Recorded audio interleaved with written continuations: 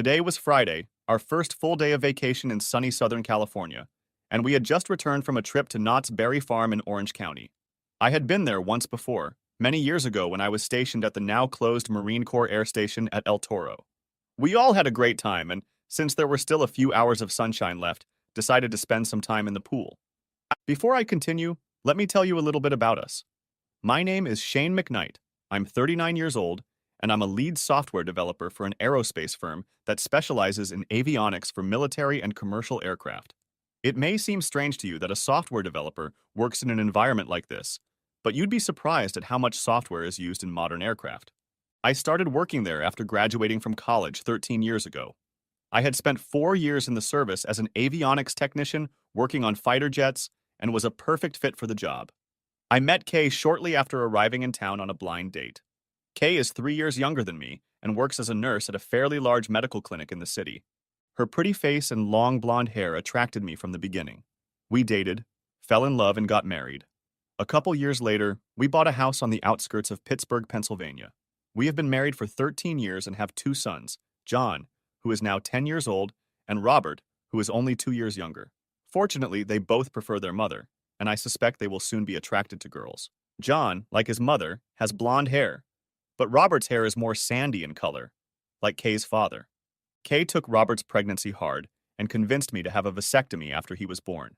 I reluctantly agreed and had it done at the clinic where she works. Kay said the surgery could be canceled if we ever decided to have children again, so I agreed to her request.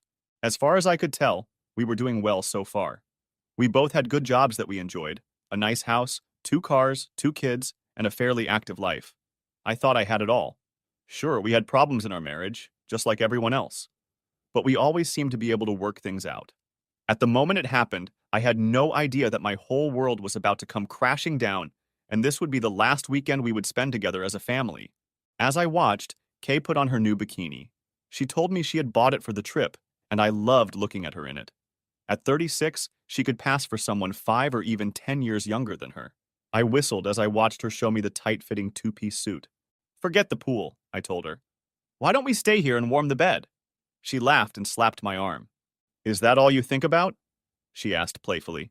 "When I think about you, it is," I replied, wrapping my arms around her. "Well, we better get to the pool before it's too late," she said. "Go check on the boys, please." "Sure," I said. The suite we rented for the week was quite large and consisted of 2 bedrooms arranged in a central room. Each bedroom had its own bathroom. The suite also had a kitchenette. It was more like a small apartment than a regular hotel room. Of course, it didn't come cheap, but in my opinion, my family was worth it. The boys slept in one room, and Kay and I slept in the other. I checked on the boys and made sure they were ready to go. Once I was done with that, we headed to the pool. I saw Kay looking at something on her phone and wondered what she was doing. "Find anything?" I asked. It seemed like she was constantly on that phone and almost never let it out of her sight. She shook her head. "No, just bringing our relatives up to speed," she said. Her relatives lived in Pittsburgh and had lived there for years, while mine were still in my native Florida and were now retired. I didn't think about anything else, and we headed to the pool. After playing in the water with the boys for a bit, I got out and dried off. But no sooner had I sat down with my wife than a rather tall, clean-shaven man approached us. He looked to be about 30 years old, had short dark hair, and was dressed in shorts and a short-sleeved t-shirt. He introduced himself as Dan and shook our hands. "Mind if I sit with you for a while?" he asked, sitting down on a chair next to Kay. There were plenty of free chairs by the pool, and I couldn't help but wonder why he had decided to join us. Before I sat down, he reached into his pocket and pulled out a business card that said he was an account manager. Read, "Salesman," for Acme Medical Supplies, a company based in Columbus, Ohio, about 3 hours down the freeway from us. "Isn't Acme one of the companies your clinic uses?" I asked Kay. I'd seen one of their vehicles outside the clinic a couple times in the past. She nodded her head. "Yes," she said. "It's one of several companies we use." She turned to Dan. "Have you ever come to Pittsburgh?" He nodded his head. "Yeah, I do," he said. "About once every 2 or 3 weeks. My territory stretches from Columbus to Pittsburgh." "I see," I said. "So what brings you here?" "I'm here for a conference that starts this weekend," he said. "I'll probably be here most of the week." We talked some more and learned that he actually lives with his wife and 2 girls in Zanesville, a town along Interstate 70 between Columbus and Pittsburgh. Dan described himself as a happily married man, despite living in a house full of women. He joked that apparently he only manages to get girls. That's funny, Kay said. It seems like Shane can only produce boys. He spent some time with us and even played water volleyball with me and the boys in the pool. He seemed like a nice enough guy, and I didn't see anything between him and Kay that would cause concern. But for some reason, my radar was active and running on high. Eventually, we decided it was time for dinner and got out of the water. Dan said goodbye to us, saying he enjoyed the day and hoped to see us again. We enjoyed our evening meal and finally headed to the room. Can you believe it? Kay said once we were in the bedroom. We're all girls. Maybe Dan will get me the girl I've always wanted. What? I asked myself. Where the hell did that come from? Don't even joke about something like that, I told her. Remember, it was your idea to get me surgery after Robert was born, and I will absolutely not tolerate any cheating. Oh, I was just kidding, she said. I wouldn't do anything like that to you. I love you too much. I love you too, I said. But there's nothing funny about what you're saying. Nothing more was said. But for a moment, I thought a look of guilt flashed across her face. Maybe I was just reading too much into what she said. After spending time with the family in the center part of our room, we sent the boys to bed and headed to our room. When I was ready for bed, Kay said she couldn't sleep and asked if I would mind if she went for a late-night swim. I don't mind, I replied. Do you want me to join you? No, she said. Someone has to stay here with the boys. I shouldn't linger. Okay, I said. She got up and walked out the door. Since our room on the third floor overlooked the pool and hot tub, I took my camera and put it on a tripod. I loved taking pictures and videos of my wife when she wasn't looking. She was the most beautiful woman in the world to me, and I just enjoyed watching her. I turned on the camera and zoomed in, seeing her enter the fenced-in area of the pool. She slid into the water and swam for a while and then climbed out. She wiped herself off and sat down in one of the lounge chairs along the pool. After a while, I noticed movement and pointed. Dan had just entered the pool area, still in shorts and a t-shirt. He sat down next to her and they talked for a while. I thought she was looking at our room, as if checking to see if I was watching her. I knew the windows were tinted, and I was far enough away from them in the darkened room that she couldn't see me. Then she leaned over and seemed to kiss it. I zoomed in to get a closer shot, but she and Dan got up from their chairs and walked out of the pool together, and I couldn't get a clear shot. I thought that maybe Kay was on her way back to our room, so I turned the camera off and took it off the tripod. I lay back on the bed contemplating what I had just seen. Had she really cheated on me with some guy we had just met? I looked at the dresser and saw that she had left her cell phone there. For a moment, I considered opening it to see what she was doing, but changed my mind. I didn't want to invade her privacy only to find out later that nothing was going on there. I waited and waited, but Kay never showed up. Shit, I thought. How long does it take to take the elevator to the third floor? 2 hours later, she walked into our bedroom, and I immediately knew something was different. First of all, she smelled. Different, but I couldn't pinpoint what it was. It's about time you came back, I said. I saw you leaving the pool a couple hours ago. Sorry, she said. Dan came down and we talked for a while, and then we went to a restaurant and had a few drinks and chatted. I must have lost track of time. Shit, I thought. That bitch just lied to me. I know what alcohol smells like, and she certainly didn't have any breath. Suddenly, I lost the urge to touch her and started to feel nauseous. I got up and rushed into the bathroom. I closed and locked the door and barely made it to the bathroom before I threw up. It felt like I was throwing up everything I had eaten all week. Kay knocked on the door. Honey, she said, are you okay? I'm nauseous, I said in between dry sighs. I washed my face and sat on the toilet again. How long has this been going on? I asked myself. Why is she doing this to us? It's not like I disappeared all the time and let myself get out of shape. Why? Why? I asked myself over and over again. It's amazing what thoughts go through a person's head at a time like this. Was my whole marriage a sham? Were the boys even mine? Damn her to hell. I don't even know how long I sat there thinking about all of this. Eventually, she knocked on the door again. What? I yelled. Honey, do I need to call you a doctor? She asked quietly. No, I'll be right out, I replied. After making sure I cleaned myself up, I sprayed some Lysol in the bathroom and went back to the bedroom. I had no desire to look at the woman I thought I was going to grow old with. She tried to approach me, but I waved her away. We lay on the bed again, and for the first time in our married life, I rolled away from her without even giving her a goodnight kiss. I love you, she said quietly. I said nothing in response. Good night, she finally said, and turned on her side. I thought I heard her sob a few times, but I didn't care anymore. Finally, Saturday came and I got out of bed. I hadn't gotten much sleep the night before, and what I had managed was filled with nightmares of Kay and Dan having fun in bed, and me lying there, unable to move or do anything. I didn't say anything to Kay and went about my business in the bathroom. I had promised to take the kids to Disneyland, and nothing Kay could do would make me break that promise. How are you feeling this morning? Asked Kay as we got dressed. I hope you're feeling better than you did last night. I feel like shit right now, I growled. Maybe you should stay here tonight, she said. I shook my head. I promised to take the boys to Disneyland, and that's exactly what I'm going to do, I said. At least I'm not breaking my promises. She recoiled slightly, but didn't say anything. We got dressed and led the boys downstairs to breakfast, saying almost nothing to each other. Dan came over to our table as we were eating. He took a chair and sat in the corner between Kay and me.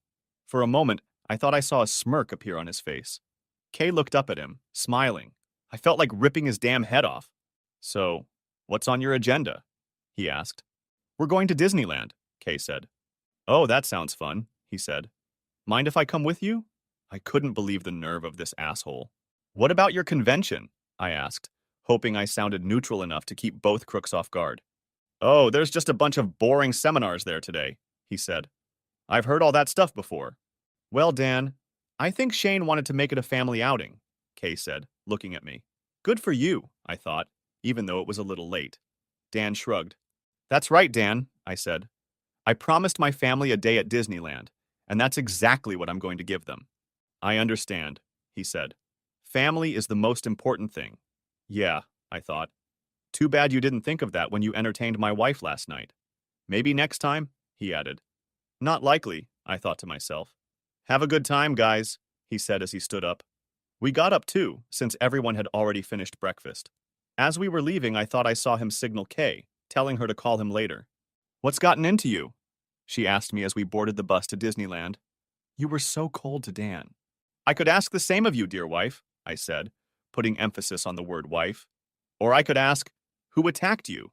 Shane, that's not nice, she said, pouting. Please, I said sarcastically. Look, I added, trying to sound calm. Let's just have a good day for the boy, okay? Okay, Shane, she said. I don't know what's gotten you so upset lately, but whatever it is, I'm sorry, okay? Yeah, I said in a neutral tone. Normally, I would have hugged and kissed her, and we would have put our differences behind us, but not this time. After what she'd tried to do to me last night, I didn't even want to touch her or look at her, and there was no way she was going to get out of it. She leaned back in her chair, frustrated, apparently, that her attempt to get me comfortable with her had failed. I hope you won't be mad for the rest of our vacation, she said. I looked at her but didn't say anything. We spent the day at Disneyland, and I made sure the boys had a good time. I pretty much ignored Kay for most of the trip, but I tried to remain polite for the boys' sake. It wasn't easy, but I think I succeeded. More than once, however, I saw her texting someone on the phone. Was she texting Dan? Who knows, I thought.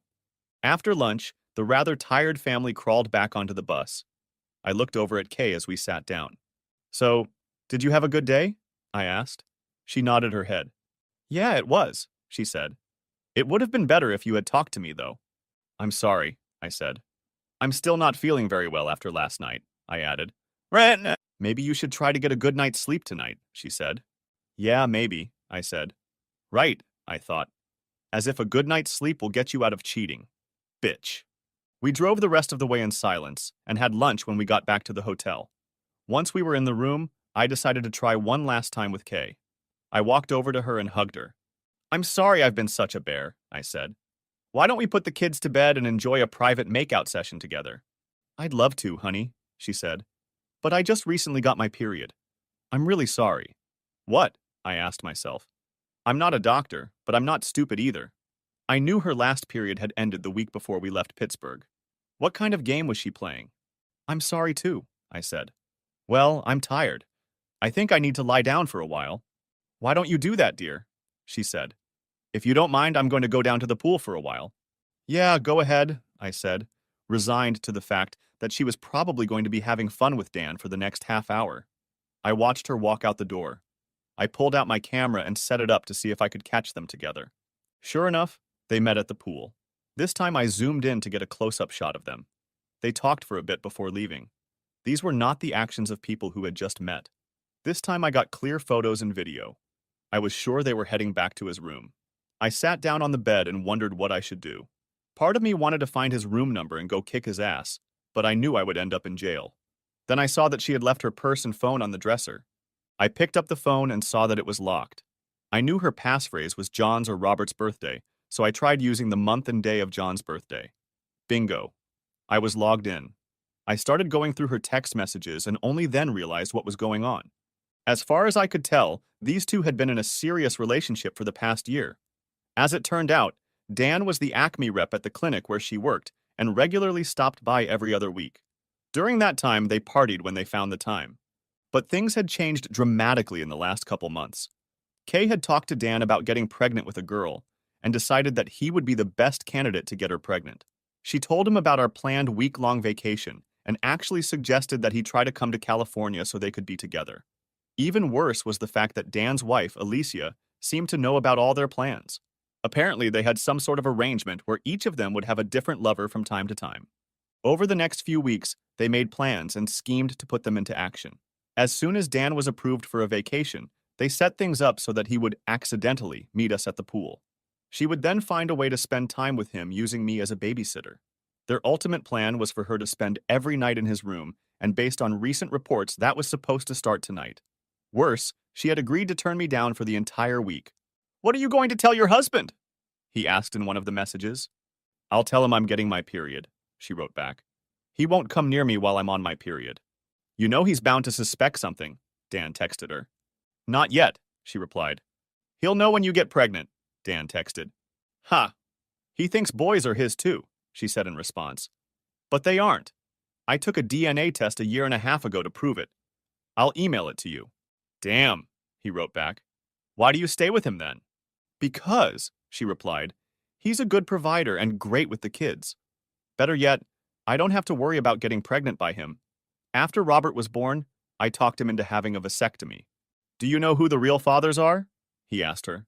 "I do," she replied. "The old boyfriend is John's father, and the doctor I used to work for is Robert's. He even gave Shane a vasectomy." Damn, I thought. I remembered that the doctor had left the clinic years ago to become some rich asshole at the teaching hospital in town. "You're something else," he said. "I hope he never finds out about this. Something tells me he'll kick you to the curb in no time." "He's a big teddy bear," she said. "Trust me, he won't do anything. I'll just let him know that if he divorces me, I'll destroy him financially and keep him away from the boys." "You're cold," he said.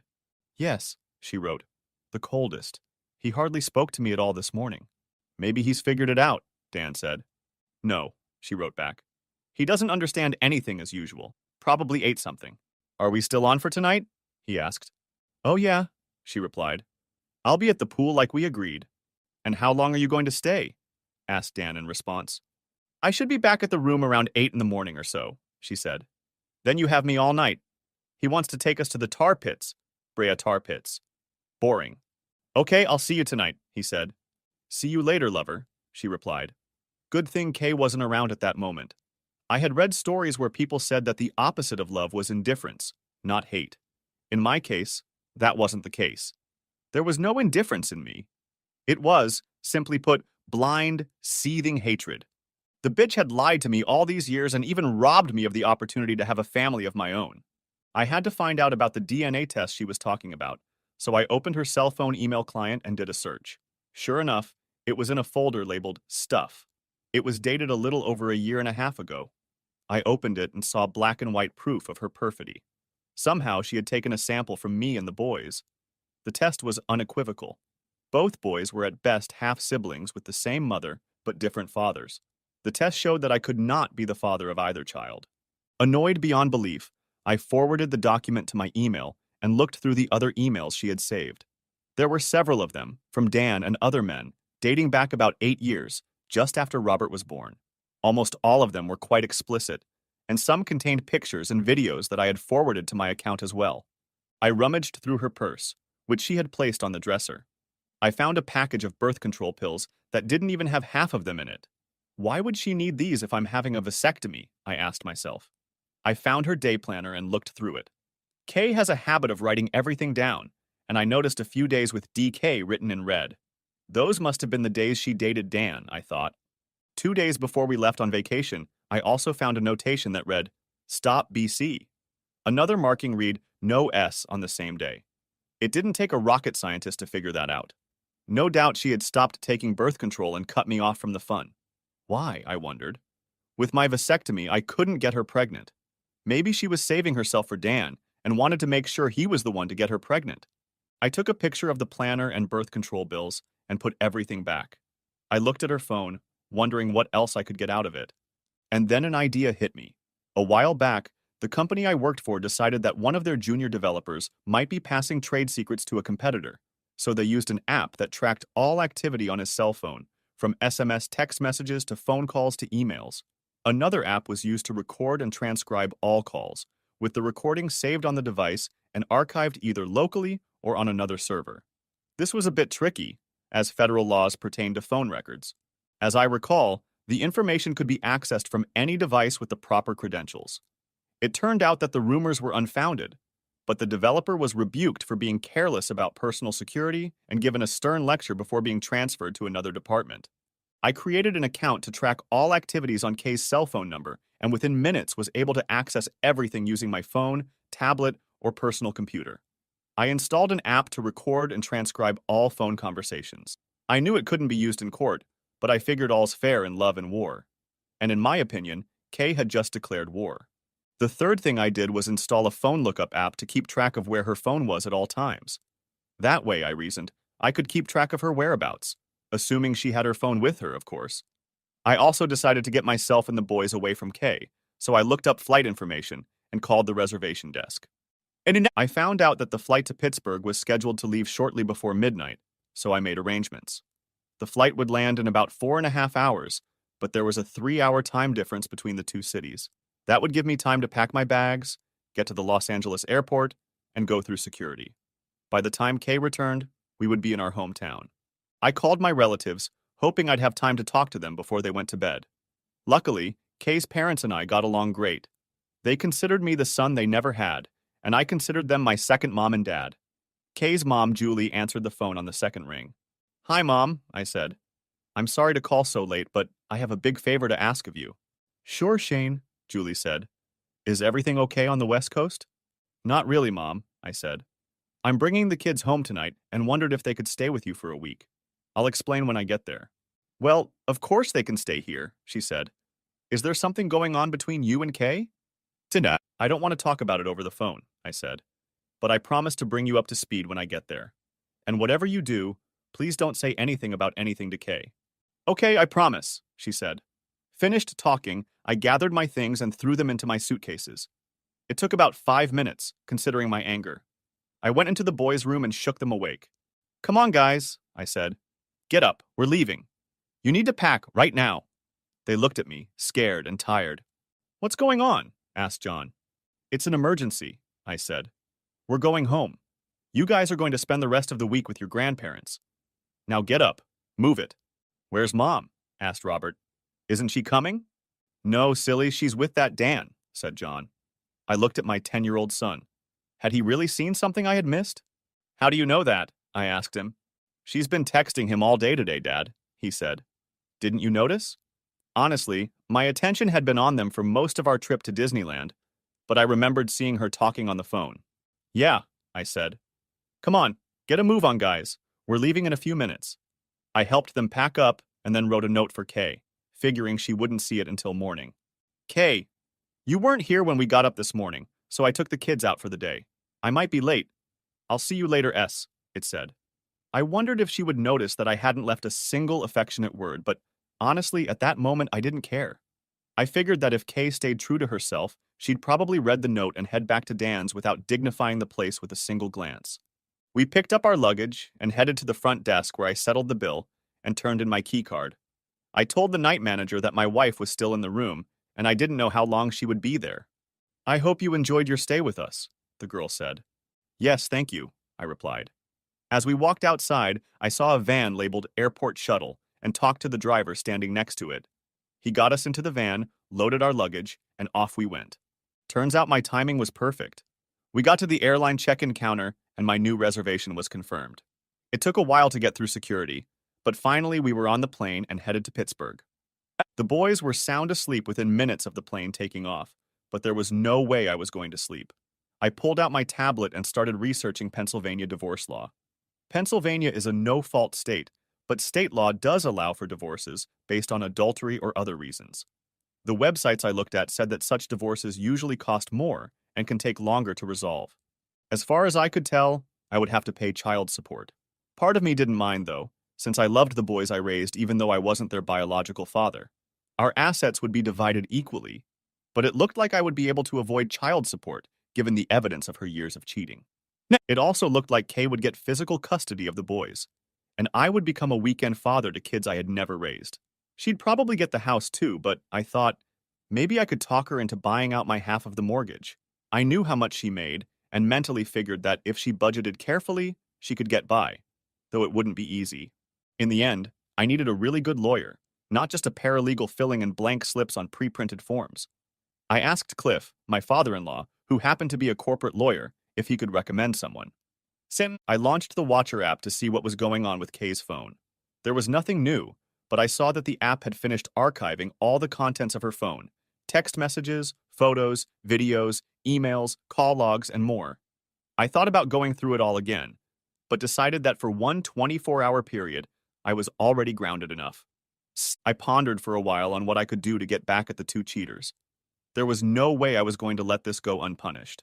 I remembered that Dan had said that he and his wife lived in Zanesville, so I searched and found the address, and phone number of one Daniel and Alicia King.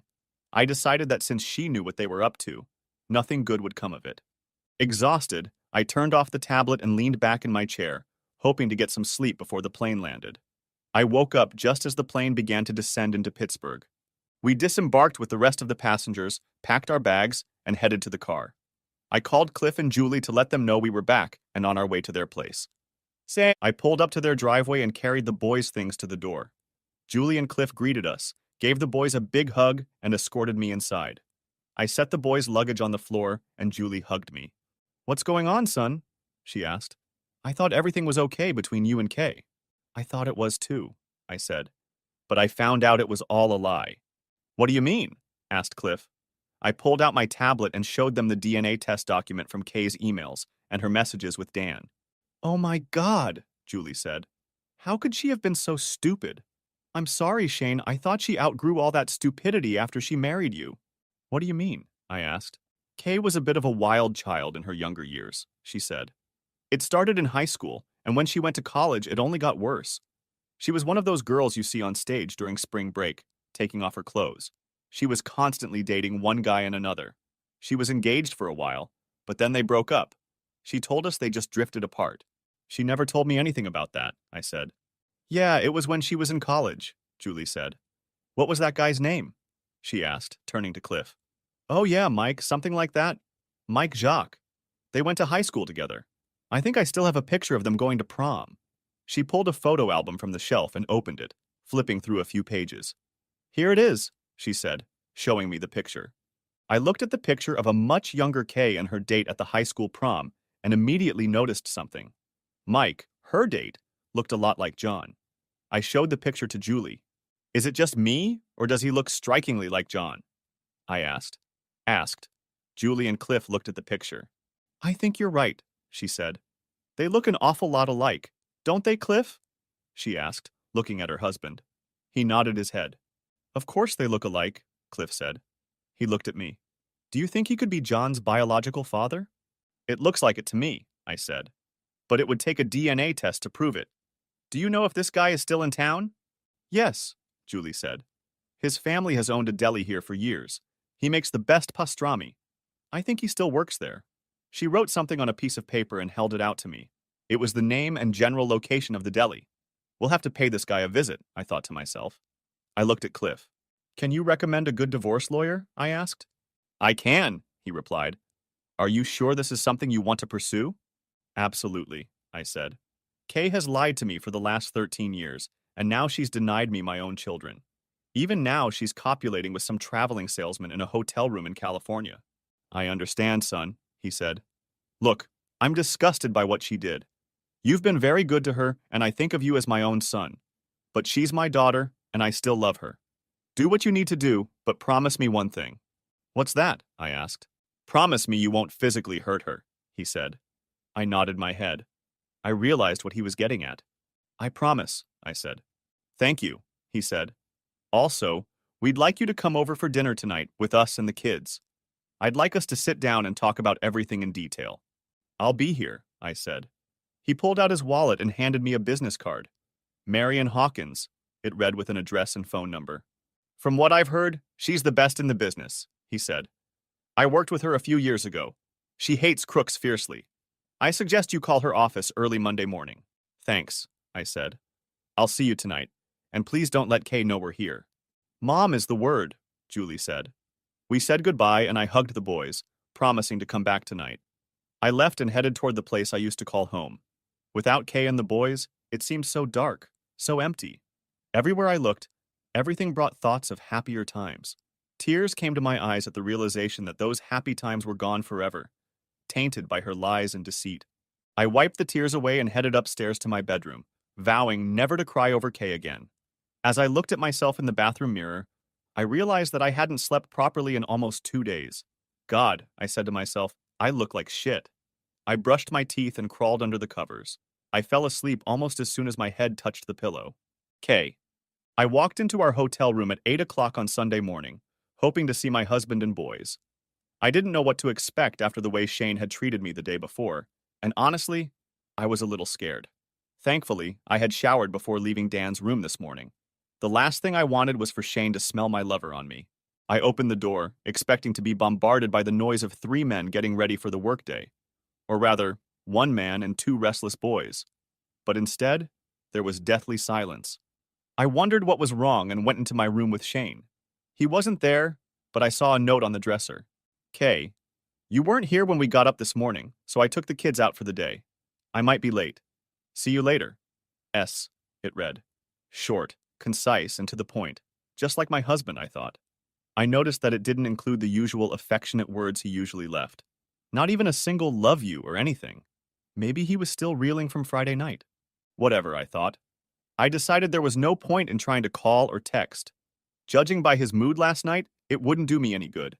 Besides, I told myself, I'm not interested in seeing a pile of tar anyway. I saw my phone on the dresser where I'd left it. As I picked it up and unlocked it, I noticed that the Messenger app was open. That's odd, I thought. I always close my apps when I finish work. Maybe I don't, though. I dialed Dan's number. "Hey, love," I said when he answered. "The Bone Man picked the guys up early this morning and says they might be back late tonight, so I'm at your disposal for tonight and tonight if you want." "Has he left already?" asked Dan. "Uh-huh," I said. "Apparently he got tired of waiting for me to show up and took off. His loss." "I'll meet you downstairs for breakfast then?" he asked. "How about we go to the pool from there and come back here for some fun?" "Will do, lover," I said. I couldn't wait. I grabbed a few things from the dresser and left. Shane. The clock was showing 1:30 p.m. when I finally opened my eyes.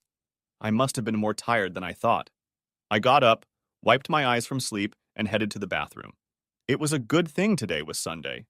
There wasn't much I could do with the lawyer today, but I did have one very important thing on my agenda. I looked at my phone and noticed that Kay hadn't sent any texts or called to find out where we were. Figures. I wondered if she'd seen the note I'd left and decided to spend the day with Dickwad. After showering and getting dressed, I fired up my tablet and checked the activity on her phone. Sure enough, there was a new call, which meant she had to be in the hotel room reading the note I'd left. Judging from the log, the call was made to another cell phone with a 740 area code. Looking it up on the internet, I learned that it was one of 2 area codes for Zanesville, the town where Dan lived with his wife and 2 girls. I listened to the audio of the call and read the transcript provided by the app I had installed, and decided she would spend the day and night with Dan. Looking at her tracker data, I saw that the phone and presumably her were still at the hotel. I checked the map, found out where the deli where Mike Jacques worked was located, and headed there. I found the place easily, parked, and went inside. The man cutting meat on the counter behind the display case turned around as I stepped inside. He'd put on a couple pounds since high school and his blonde hair had thinned, but I knew it was him, Mike Jacques. It also helped that he wore a name tag that said, Mike. "What can I do for you, buddy?" he asked, smiling. Are you Mike Jacques? I asked. Depends on who you are, he said, still smiling. If you're a bill collector or from the IRS, no. I laughed. At least he has a good sense of humor, I thought. I'm not a bill collector, and I don't work for the IRS, I said. His smile widened and he held out his hand, taking off his gloves. Then I'm your man, he said. And who are you? Shane McKnight, I said. Nice to meet you. Nice to meet you, he said. What can I do for you? Well, 3 things actually, I said. Do you know Kay Williams? He nodded his head. Yeah, I did, he said.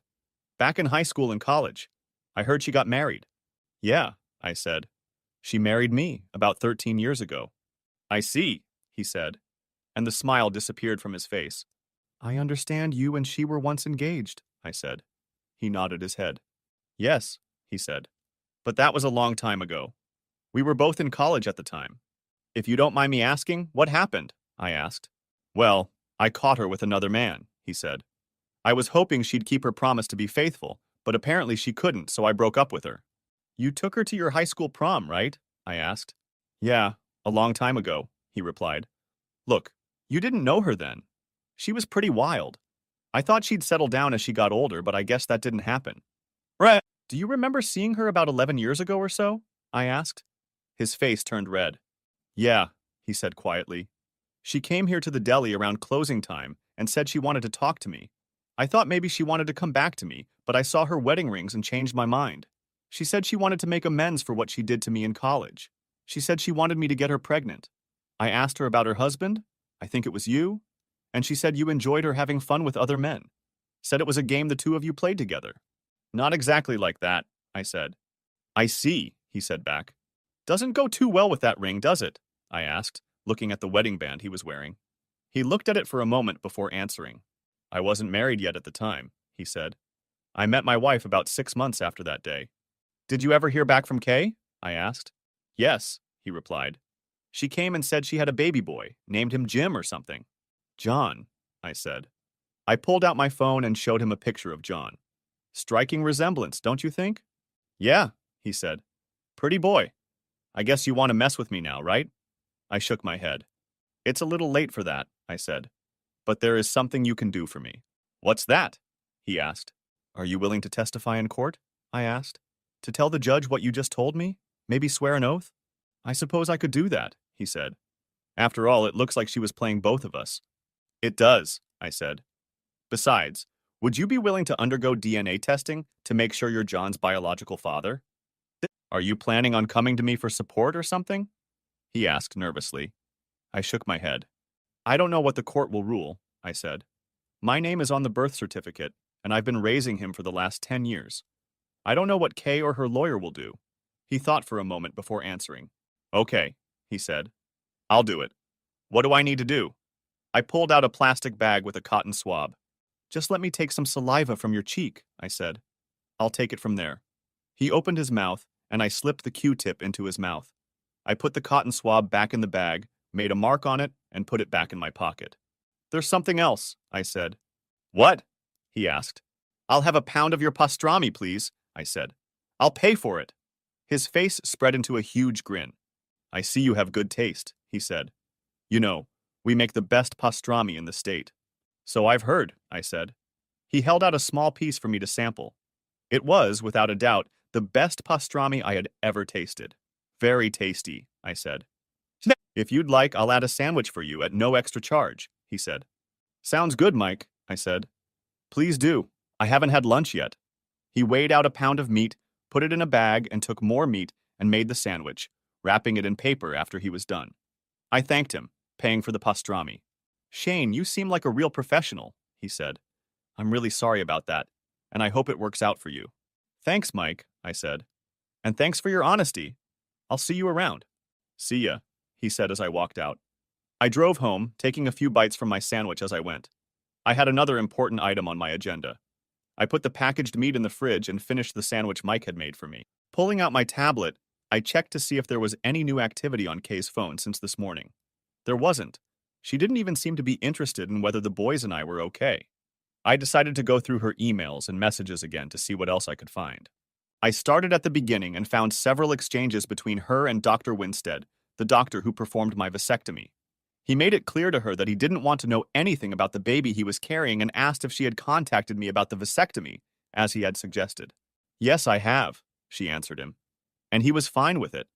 I told him I was having a hard time with Robert, which I did, and he would do anything to make me feel better. Good, he replied. I'll take care of it myself. Trust me, he won't be able to have kids when I'm done. Just curious, why don't you want to have kids with your husband? Really? She asked. Have you looked at him? Do you think I want to have children with him? No way. I couldn't believe what I was reading. My so-called loving wife and this doctor were conspiring to make me infertile while making me believe I was doing it for her.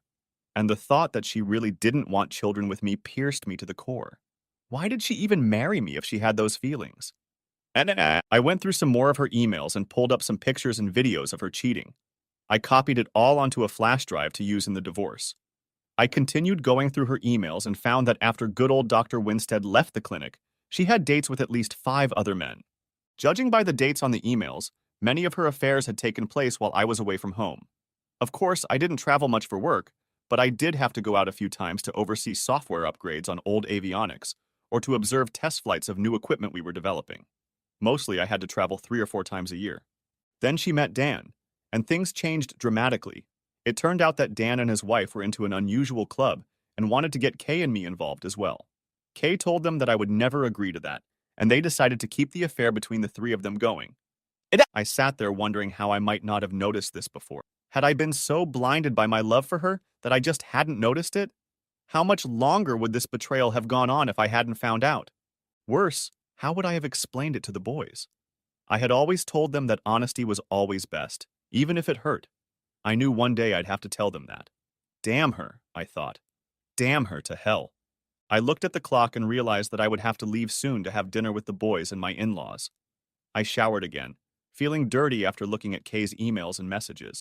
Once I got home, I rang the doorbell and Cliff answered it. He invited me in and the boys immediately bustled around me. God, I love those boys so much. I wish I was their biological father. We all sat down at the table and enjoyed our dinner, and then retired to the family room. Dad, John said, getting my attention, are you and Mom getting a divorce? I nodded my head. I'm afraid so, son, I told him. Did I do something? He asked with tears in his eyes. I pulled him close to me. I'll make it up to you, I promise. No, son, I told him. You haven't done anything. You're both the best sons anyone could wish for. Then why? He asked. Don't you love Mom anymore? It's hard to explain, son, I told him. Sometimes moms and dads go through things that can't be fixed. This is one of those times. But remember that I love you, and I always will. And I'll always be there for you, okay? I hugged both boys for a while and comforted them. But they knew things would never be the same in our family again. Listen, I said. Why don't you guys go upstairs and get ready for bed? I need to talk to Grandma and Grandpa for a little while, okay? Okay, they said as they left the room. I waited until they were gone and pulled out my tablet. I spent the next hour telling Cliff and Julie what I knew so far. I showed them all the text messages and emails, even photos and videos. They were clearly outraged at the way their daughter had behaved, but watched the videos anyway. Yet, it looks like she's been doing this to me our entire marriage, I told them. That explains what happened last summer, Julie said. What do you mean? I asked. Last summer, when you were at Edwards for a week, Kay brought the boys over and asked if they could stay the night, she said. She told me she was going to a girl's birthday party at her office and thought she might stay late. We didn't see her until Sunday afternoon. I remembered that trip. I needed to oversee the testing of new software and ended up being gone for a week. I looked through my tablet and found emails from that time between Kay, Dan, and Alicia. It turned out that she had spent the weekend with them, having a 2-day vacation. I showed the emails to Cliff and Julie. I'm so sorry, son, Cliff finally said. You deserve so much better than this. You've been a wonderful husband and father. Thanks, Dad, I said. I'm sorry to drag you into all this, but as you can see, there's no way I can stay with Kay. I hope you don't mind, but I took the liberty of calling Marion, he said. She told me that if you can come to her office at 7:30 in the morning, she'll see you right away. Thanks, I said. I'll be there. Be sure to bring it all with you, along with your financial documents, he said. If anyone can help you get through this, it's her. Just don't do anything stupid. I won't, I promise, I said. What are you going to do about biological fathers? He asked. I shook my head. I don't know. I said quietly. I met Mike today. He seems like a nice enough guy and was honest enough to tell me the whole story. I think he was played as much as I was, but I don't know what I'm supposed to do about Dr. Winstead. Yes, I've met him several times at the country club, Cliff said. He's a cocky son of a bitch. I'd like to see you rein him in. I laughed. I'd like that too, I said. I looked at the clock and realized I had a lot to do before I went to bed. I better get going, I told them. If you don't mind, I'd like to say goodnight to the boys. Good idea, Julie said. I left the room and went upstairs. The boys were in bed, but not yet asleep. I hugged them, told them I loved them, and promised I'd see them soon. I said goodnight to Cliff and Julie and headed home, where I set about gathering all of our financial information. I printed out everything that was out there and put it in a folder along with the most damning emails. I also copied pictures and videos onto a flash drive. One last time I checked to see if there was any activity on her cell phone, and seeing nothing, I decided to call it a day. I couldn't believe that she hadn't even bothered to text me to see if everything was okay with the boys. The next day, Monday, I got up early, noticed that Kay still hadn't bothered to text or call, showered, shaved, got dressed, and headed to Marion's office. I met her at the office door at 7:30. Mr. McKnight, I presume, she said as she opened the door to her office. Please call me Shane, I said. You must be Miss Hawkins. Actually, it's Mrs. Hawkins, but you can call me Marion, she said. I see you got your father-in-law's message. I did, I told her. And he told me you were the best at what you do. I am, she said. My secretary won't be here for another half hour, so let me get us each a cup of coffee and we'll get started. Sounds good, I said. She made each of us a cup of coffee from the Keurig coffee maker in the reception area and escorted me into her office. Mr. Williams, your father-in-law, tells me you want a divorce. Is that true? She asked. Yes, it is, I replied. Good, she said. Tell me what's going on. I brought her up to speed, leaving nothing out. I showed her the emails, the text messages, the DNA form, and handed her a thumb drive with photos and videos. And you say you haven't heard from her since you left California on Saturday night? She asked. Nothing, I said. Not one text, not one phone call, nothing. Well, she said, it won't look too good in the eyes of the court. You say you've identified the biological fathers of both boys? Yes, I said, telling her about my meeting with Mike. I see, she said. Well, you should know that divorce isn't about justice, unfortunately. It's usually about money. In most cases, the mother almost always gets custody, and the father always pays child support as well as spousal support. All of your assets are usually split in half, and the house usually goes to the custodian. Pennsylvania is a no-fault state, she added. However, the law allows for divorce based on adultery. I assume that's what you're looking for. It is, I said. We'll have to prove it to a judge, but from what you've shown me, I think we have a compelling argument, she said. Based on that, we can ask that spousal support not be awarded. However, you would still have to pay alimony. It depends on a formula that takes into account many factors. Even if I'm not the biological father? I asked. You raised the children as your own for 10 years, she said. But that doesn't mean there's nothing we can do. You said Junior's father is Dr. Robert Winstead? Yes, I said. Suddenly it hit me. My youngest boy's name is Robert. That bitch named him after his real father. You say he's the one who gave you a vasectomy after he talked your wife into giving you one, Marion said. Yes, I said. Is that significant? Probably, she said thoughtfully. Let me work with that for a while. In the meantime, I'll draw up a petition whereby she gets physical custody of the boys and you get joint custody. That's probably what the court will decide anyway. I will also ask for a basic minimum of child support and no spousal support. I would also give her the option to buy out your half of the house. There is also a possibility that the court may order you to go to counseling. Would that interest you? No, I said. She lied to me from the beginning and robbed me of the opportunity to have a family. Nothing will ever make me reconcile with her. I understand, she said. However, depending on the judge, you may still be ordered to go to counseling. I'm just letting you know that it's a possibility. I nodded my head in understanding. What about DNA testing? I asked. We already have the results of the test your wife got, she said. But I can see how additional testing to confirm paternity might be helpful. By all means, have it done if you'd like.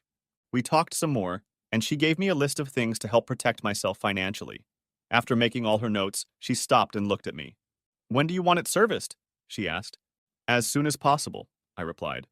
You say the hotel room in California is booked through Friday? She asked. Yes, but she can come back anytime, I said. As far as I know, she still doesn't know I've left. I see, she said. Good. We plan to serve her when she gets to the airport. If you find out she's coming back early, call me on my cell phone. If I don't answer, it'll be because I'm in court, so just leave a message. In the meantime, don't do anything stupid. Let me take care of this. I know it's hard for you, but you have to be strong for your two boys. Thank you, I said. Is there anything else we need to talk about? Not right now, she said. But please contact me if you hear from her. I will, I said. So, how much do I owe you? I blushed when she told me that, but I knew it was necessary. I wrote out a check and handed it to her. We said our goodbyes and I walked out the door feeling a little better. I still hated Kay, but at least I was doing something about it. On the way home, I stopped by the bank and made the changes to our account that Marion had advised. I withdrew half of all the money and opened a new account in my name only, and then paid off and closed the joint credit cards. However, one I ordered just for myself. I also knew that Kay had her own card in her name that was not linked to the joint account, although I paid for it from our joint checking account. By the time I got home, it was almost 11 a.m., 8 o'clock California time, and I figured if Kay was going to call, she'd do it soon. Kay. At 8 a.m. Monday morning, I walked into our room.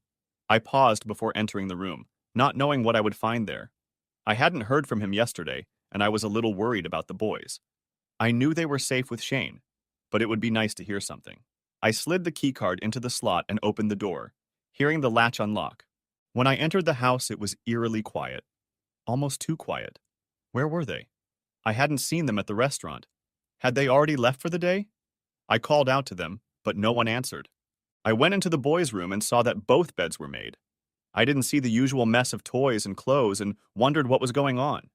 When I opened the closet, I got the shock of my life. All of their clothes were gone. I opened the drawers of the dresser, and everything was gone there too. In a panic, I ran to our room and opened the closet door. All of Shane's stuff was gone too. I looked at the dresser and saw that the note he had left Saturday night had never moved. Opening the drawers of the dresser, I saw that everything was gone. Oh my God, I thought. He knows. I pulled out my cell phone and called. Hi, Shane said when he was answered. Honey, it's me, I said. Where are you? Is everything okay with the boys? What's going on? Like you care, he said. You could hear the anger in his voice. Of course I care, I said. I love you and I miss you. Ha! He exclaimed. Is that why you waited 36 hours to contact me? What? Were you too busy having fun with Dan to notice that the boys and I weren't here? What are you talking about? I knew the boys would be safe with you, and I know how much you hate using your phone, I said. Bullshit, he stated. You realized I was going to be gone, so you decided to spend the day and night with your buddy. Don't lie to me again, bitch. I know everything. What do you mean, everything? I asked. I was starting to get a little nervous. How much does he really know? I mean everything, slut, he said. I found the results of your DNA test, and I know the boys aren't mine. I know who their real fathers are, and I know how you schemed to keep me from ever having children. You lied to me our entire marriage. Even this vacation was just an excuse to have fun with Dan for a week. Shane, it's not what you think, I said, trying to get him off balance. It wasn't working. You don't have to tell me that, you worthless, cheating whore, he said. You deliberately plotted and schemed to deprive me of my family. And you know what? It's over now. We're done, whore. We're done. I've already seen a lawyer about a divorce. Divorce? I asked. No, please, Shane. I don't want a divorce. I don't care what you want anymore, he said.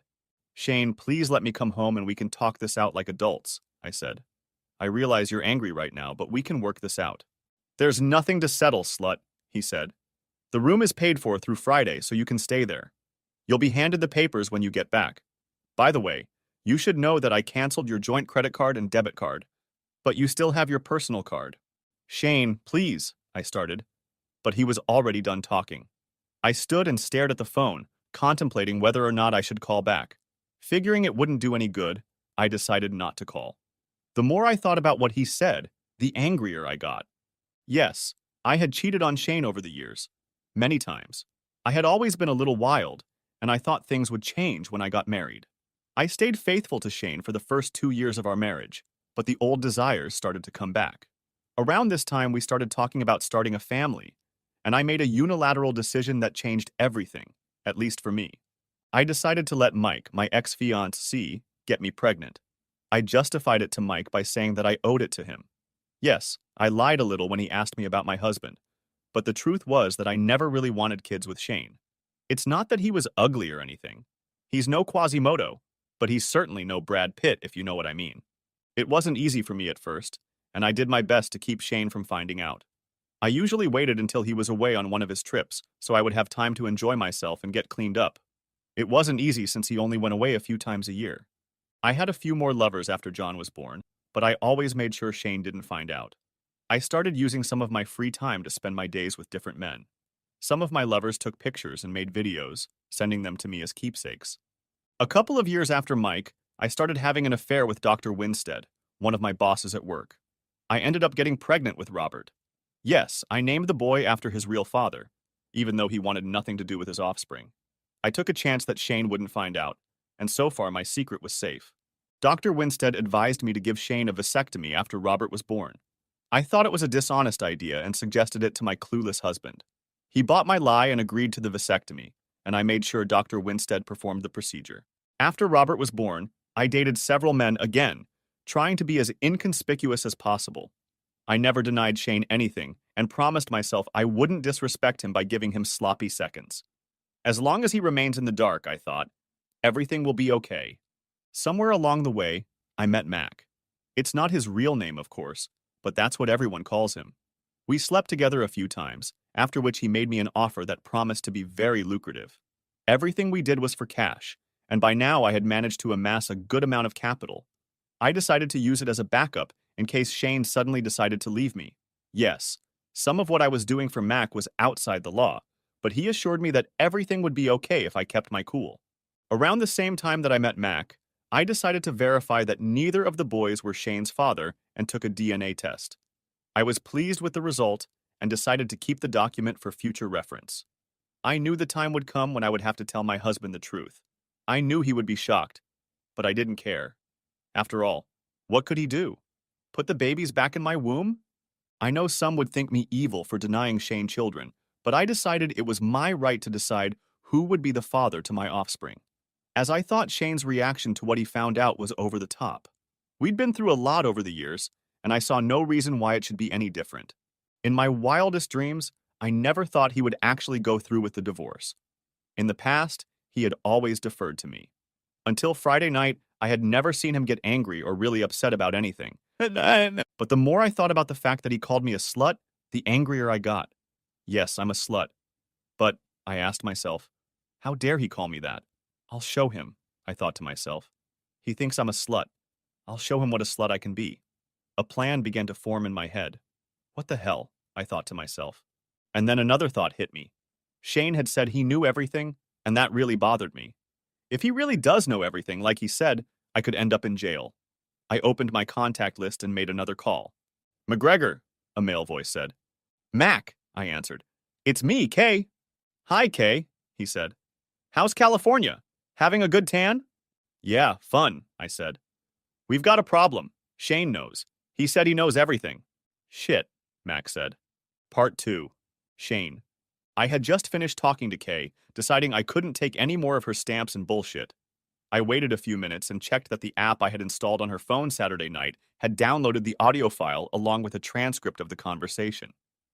I noticed that she was in the middle of a conversation with some number in the local Pittsburgh area. I didn't recognize the number and looked in her contacts. Sure enough, it was registered to a person named Mac.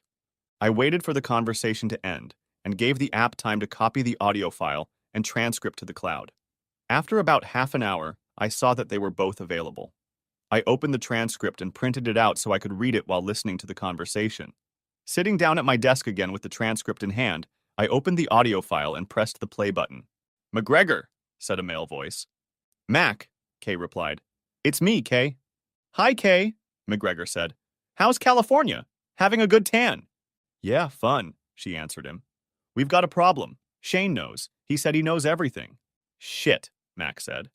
We talked about this, Kay said. You know what needs to be done. Are you sure? Said McGregor. Absolutely, she told him. And it has to be done Thursday night. Why Thursday? He asked. For two reasons, she replied. First, I'm going to send him something late tonight. He probably won't see it until tomorrow. He'll be so upset he probably won't even want to defend himself. Second, I'll be here until Friday, and if I know him, he'll probably serve me with divorce papers as soon as I land in Pittsburgh. Divorce? Asked McGregor. Yes, she said. He found out about me and said he's preparing divorce papers. And what are you going to do to make him so upset? He asked. He thinks I'm a whore, she told him. And I'm going to show him what a slut I really am. McGregor laughed. Well, you are a slut, aren't you? He asked her. She giggled. Yeah, but he has no idea what a slut I can be, she said. So it has to happen Thursday night and look like a home invasion. We've had to deal with quite a few cases like this lately, so it's doable, he said. Was this guy a police officer? I asked myself. Tell me, does he have a gun in the house? No, she answered. He wanted to acquire one, but I never allowed it. Good. What about rats? He asked her. I really don't want them to get hurt, she said. But there must be no witnesses. Understood? Yes, he said. I understand. What's in it for me? Shane has $1 million life insurance policy, and his employer has a $500,000 policy, she said. I'll give you $100,000 of that amount. You're asking for a lot, he said. Let it be $250,000, and we'll make a deal. Okay, she said after a few moments. So, let me get this straight, he said. You want me to kill your husband and possibly your two boys for $250,000. You want it done this Thursday night, and you want it to look like a home invasion. Exactly, she said. And I want you to handle it yourself. I know you've done it before, and I don't want someone else to mess it up. There's too much at stake. I understand, he said. You realize I'm taking a risk. We both do, she said. Good, he told her. But I want to celebrate when you get back. She giggled. Sure, she said. We can celebrate D-Day together. D-Day? He asked. Yes, she told him.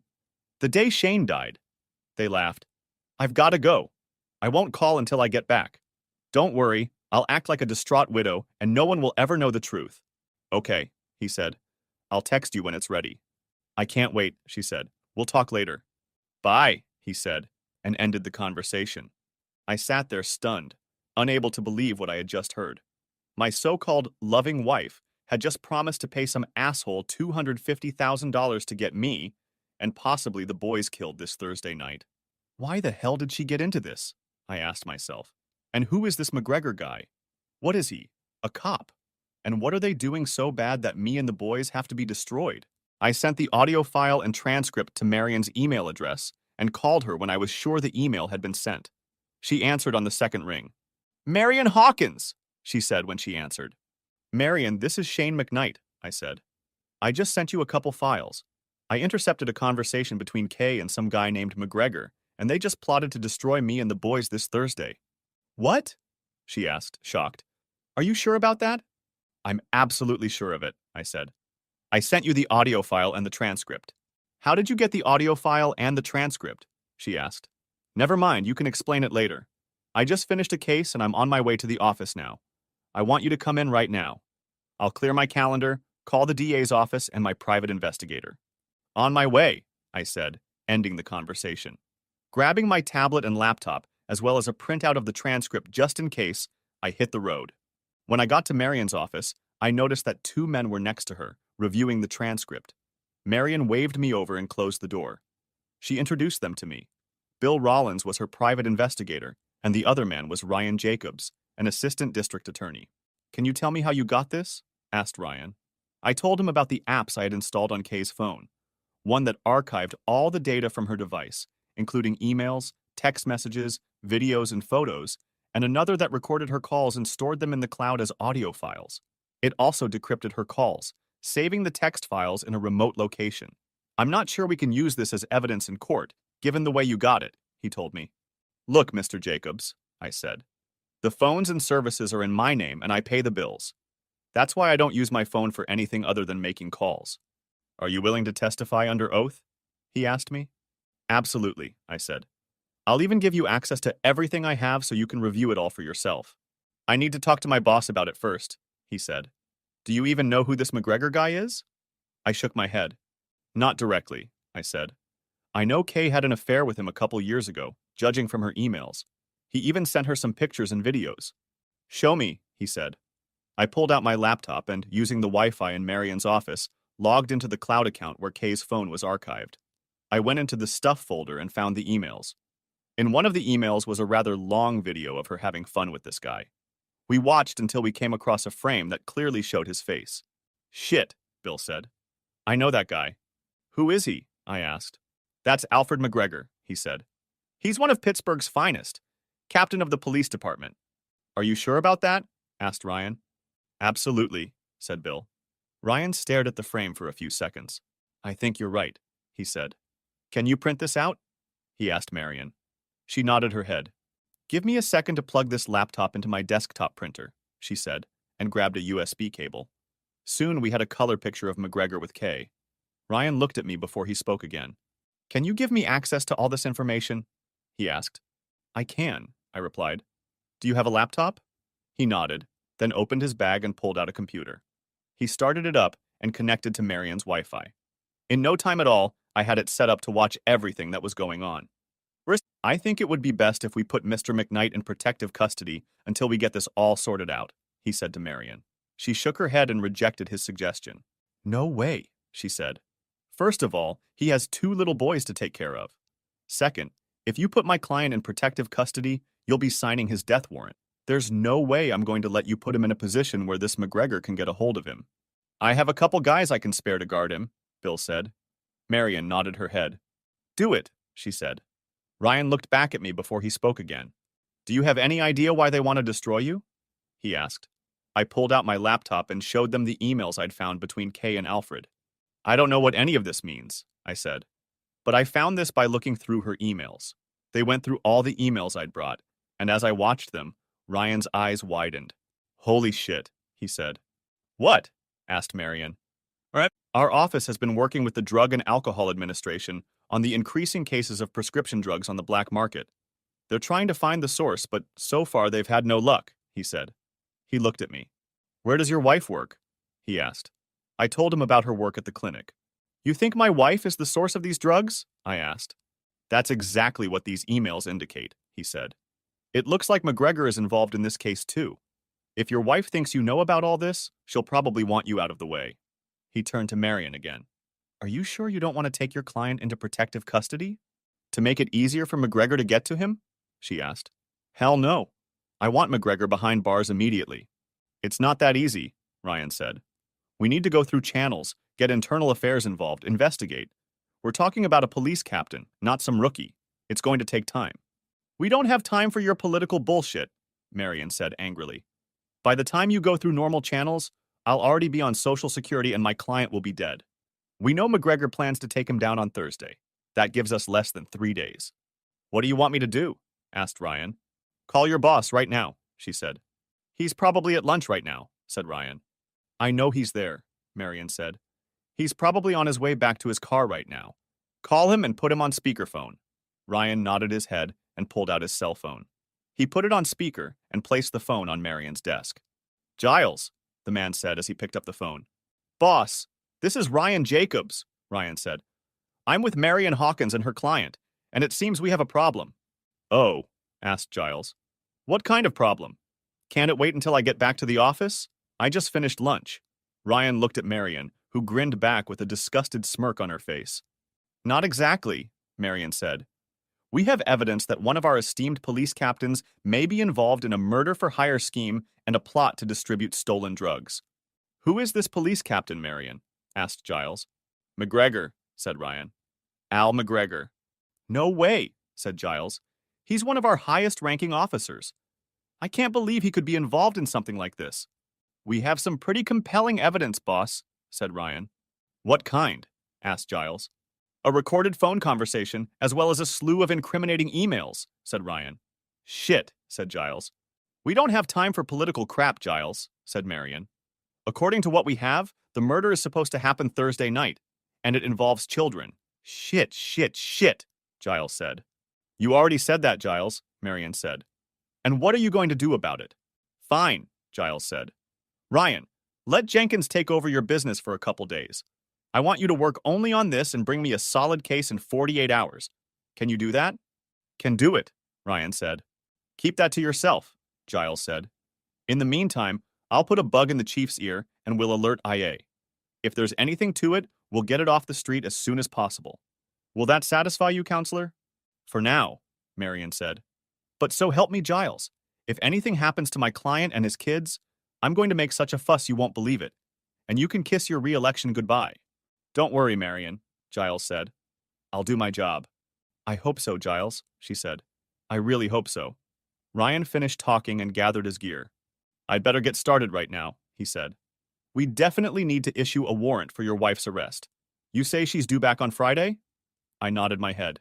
Good. I'll take care of getting this message to California so the locals can pick her up. Can I have your number in case I need more information? He asked. I nodded my head, wrote down my number and home address on a piece of paper and handed it to him. He thanked me, tucking the piece of paper into his pocket. One last thing, he said. We'll need to search your house. I'll get a search warrant and call you when we're ready to come. I understand, I said. He nodded his head, shook my hand, and walked away. I guess that changes things with your divorce, Marion said after Ryan left.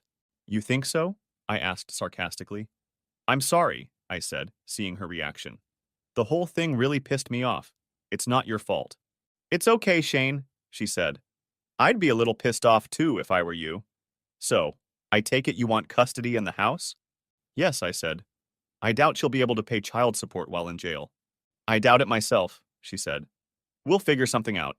Just go take care of your kids, okay? I nodded my head. I will, I said. Bill came back into the room and turned to me. Do you have a security system in your house? He asked. I nodded my head. Yes, we do, I told him. Good, he said. What about security bars on the windows? No, I said. I've never been interested in them. I understand, he said. But I think under the circumstances you should have them, as well as armored doors. I have a contractor who can install them for you. You can take them off later if you want, when this is all over. Okay, I said, thinking for a moment. If anything, I figured it would slow McGregor down for a minute or two. Just in case, I'll assign a man to patrol the outside of your house, as well as a man inside, he said. I nodded my head. I'll also send a couple people over to McGregor's place to see what we can find out. I'd be able to handle it myself, but he knows me, and will spot me in no time. That makes sense, I said. I won't be home for a while. I need to go visit the boys. No problem, he said. Live your life as usual. Just be extra observant. Thanks, I will, I said. Listen, if you hear from Kay or McGregor, let me know immediately, Marion said. I don't care what time of day or night. I will, I said before I left. I headed over to Cliff and Julie's house to see the boys and get some dinner. It had been a long day, and I knew it was only going to get worse from here. Julie had lasagna ready and set it out for me when I arrived. Cliff and I talked while I ate. What's the word, Shane? He asked. I told him about the threat against me and the boys. He shook his head when I told him about the phone conversation between Kay and McGregor. Well, the boys are safe here, he said. Do you have a gun? He asked. No, I answered. Kay would never let me buy one. Said she was afraid of them. Nonsense, he said. Wait. He got up and returned a few minutes later with a 12-gauge pump-action shotgun. Do you know how to use one of those? He asked. I was in the Marines for 4 years, I told him. 4 years in a row was qualified. My dad has a shotgun very similar to this one. Good, Cliff said. It's fully loaded with rock salt. Not lethal, but it'll sting like hell. Take it and use it if you need to. What about you? I asked. He laughed. I have 2 more of these and an AR-15, he said. We're protected. Thanks, I said. Anytime, he said. Look, son, I can't tell you how sorry I am that all this happened. It's not your fault, I told him. You didn't make her do what she did. I just don't know how I'm supposed to explain it to the boys. Explain what, Dad? I heard John question from the doorway. I gestured for him to come over and then hugged him as tightly as I could. John, I said, I've never lied to you boys, and I'm not about to start now. You should know that you may hear some very bad things about your mother in the next few days. She cheated on you, didn't she? He asked. I nodded my head slowly. How do you convey to your young children that their mother is a whore? Yes, son, she cheated, I said. I hate her, he exclaimed, tears streaming from his eyes. No, son, you should never say that, I told him. She's done some bad things, and she'll have to pay for it, but she's still your mother. But you hate her, he said. I can tell. Damn, I thought. How do you explain something like that to a 10-year-old boy? The thing is, he was right. At that moment, I hated her with every fiber of my being. It's different, son, I told him. What your mother did, she did on purpose to hurt me. But if she hurt you, didn't she hurt Robbie and me too? He asked. He was right again, and I was confused. She's hurting all of us, I said. I don't think she fully realizes it yet, but she will realize it. In time, son, she'll realize.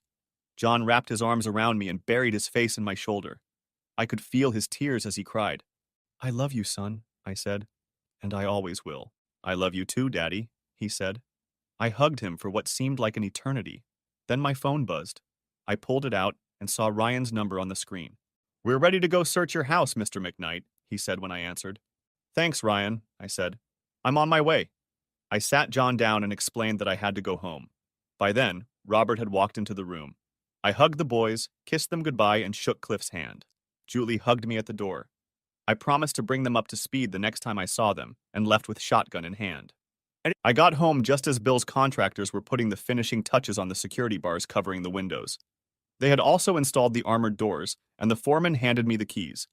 I signed the paperwork agreeing to pay for the installation and put it on my credit card. I was somewhat surprised. The ornate iron bars looked better than I thought they would, but I still wasn't sure I wanted to keep them after it was over. I walked into the house, unloaded the shotgun, and set it against the wall in the home office, next to the computer. I put the shell casings in the desk drawer and kept the barrel open so it couldn't be mistaken for a loaded shotgun. When I was done, Ryan and a few officers showed up. I let them in, and one of them introduced himself as a DEA agent. Ryan showed me a search warrant, and they started searching. They looked around but were careful to put everything back where it belonged. After about an hour, I heard someone calling from upstairs. Found something, boss, one of the officers said. I wondered what they could have found as I followed Ryan up the stairs. We walked into the room that Kay used as the craft and sewing room. The closet door was open, and the bookcase she used to store her needlework stuff was pushed back from the wall. Behind it, there was a cutout in the wall where two rather large metal boxes stood. Ryan looked at me before he spoke. Did you know this was in here? He asked. I shook my head. I have no idea, I said. I usually stay out of this room out of respect for Kay. Ryan put on a pair of latex gloves and opened the first box. Inside were pill bottles and sachets, similar to the samples you might get at a doctor's office. They were labeled Acme Medical. Ryan looked at me. Isn't that the company your wife's boyfriend works for? He asked. Yes, it is, I replied. The DEA agent looked at the pills and read the labels. These appear to be all Schedule II controlled drugs, he said. We'll have to run tests to verify that, but it looks like she has several drugs here. He looked at Ryan. We need to pay a visit to that clinic. Ryan nodded his head. I agree, he said. Opening the second box, we saw several wads of crisp $100 bills. Ryan counted the wads and then turned to me. Looks like your wife has been very busy, he said. I'd estimate she has about $120,000 here.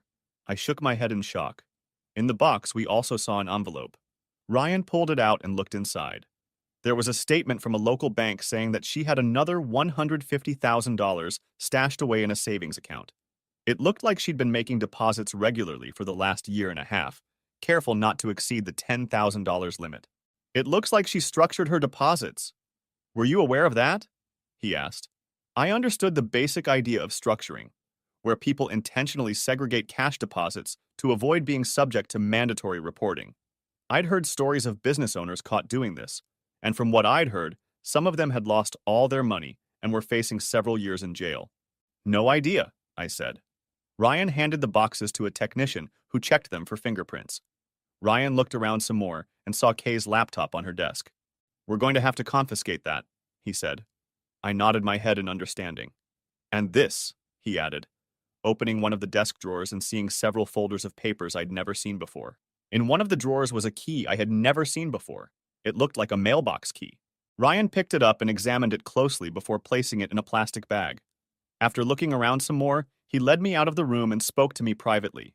Shane, I'm afraid we're going to have to designate this room as a crime scene, he said. We'll seal the door when we're done, and I don't want anyone going in there until we're done. Do what you have to do, I said. From what I've seen, this could become a federal case, since it looks like her boyfriend was transporting this stuff across at least one state line, he said. You could have the FBI coming after you. What about McGregor? I asked. Well, if we find his fingerprints on any of this stuff, I'd say we have a strong case against him, he said. We'll see. In the meantime, stay out of trouble and let us know if anything happens. I will, I said. A couple hours later, everyone except Bill and one of his investigators left, carrying boxes full of Kay's stuff. I just got a text from my guy on the ground, he told me. McGregor was seen going into the mailboxes and miscellaneous store. He was seen pulling out a bag and putting what looked like a paper lunch bag in the mailbox. Approximately 10 minutes after he left, another person was observed opening the same box. That person took the bag and left. We have pictures of the whole thing. Looks like this is how they make the switch. My guy made inquiries and found out the box was registered to McGregor. Talk about arrogance. Did you tell Ryan? I asked. Yeah, he replied. I talked to him just before he left. I don't understand, I said. Why would a respected police officer do something like that? I have a hunch, but I'll have to look into it further, he said.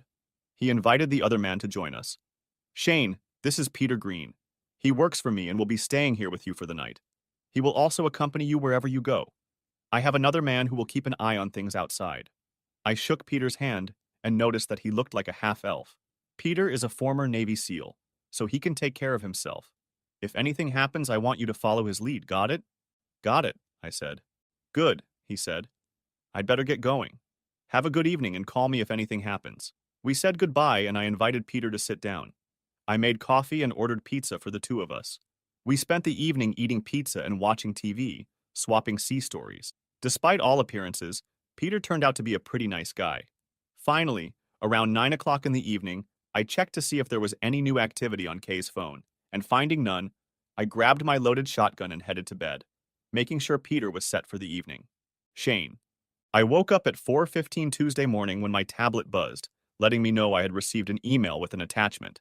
I wiped my eyes from sleep and picked up my tablet. Opening the email, I found a letter from an address that I now knew belonged to Dan. Opening the email, I found a short note asking me to watch the attached video. She was already having fun with more than one man. There were several. I rewound the video until I saw her looking into the camera as if preparing to say something. What do you think of your whore wife now, asshole? She asked. Do you like what you see? I sure hope so. You'll be gone by Friday. That's right, asshole. My partner Mac will come to you and destroy you. So enjoy it while you can. Then I'll take your insurance money and spend the rest of my life having fun however I want, and with whomever I want. By the way, asshole, she said. Screw you, she exclaimed, raising both middle fingers up. And screw your stupid family vacation, she laughed. Shocked, I finished the video and sent it to Marion. I called her to let her know it had been sent. She answered on the first ring. Good morning, Shane, she said, as if she was still asleep. Is everything okay? No, I said. I'm sorry to call you so early, but I just got the video from Kay and it's disgusting. But there's a part in there where she admits to conspiring to destroy me. What? Asked Marion, shocked. Yeah, I said. That's pretty shocking. Good, she said. I'll take a quick look at it. Be in my office at 7:30 if you can. I'll be there, I said. I got up, unable to go back to sleep, showered, shaved, and got dressed. I went downstairs and made fresh coffee. Peter was already awake and watching the news. I offered him a cup of coffee and he accepted. It was still early, so I made us both breakfast. We watched the news while we ate. I have to run to a meeting with my lawyer early this morning, I said. You have to accompany me everywhere, right? That's what I was told, he replied. Good, I said.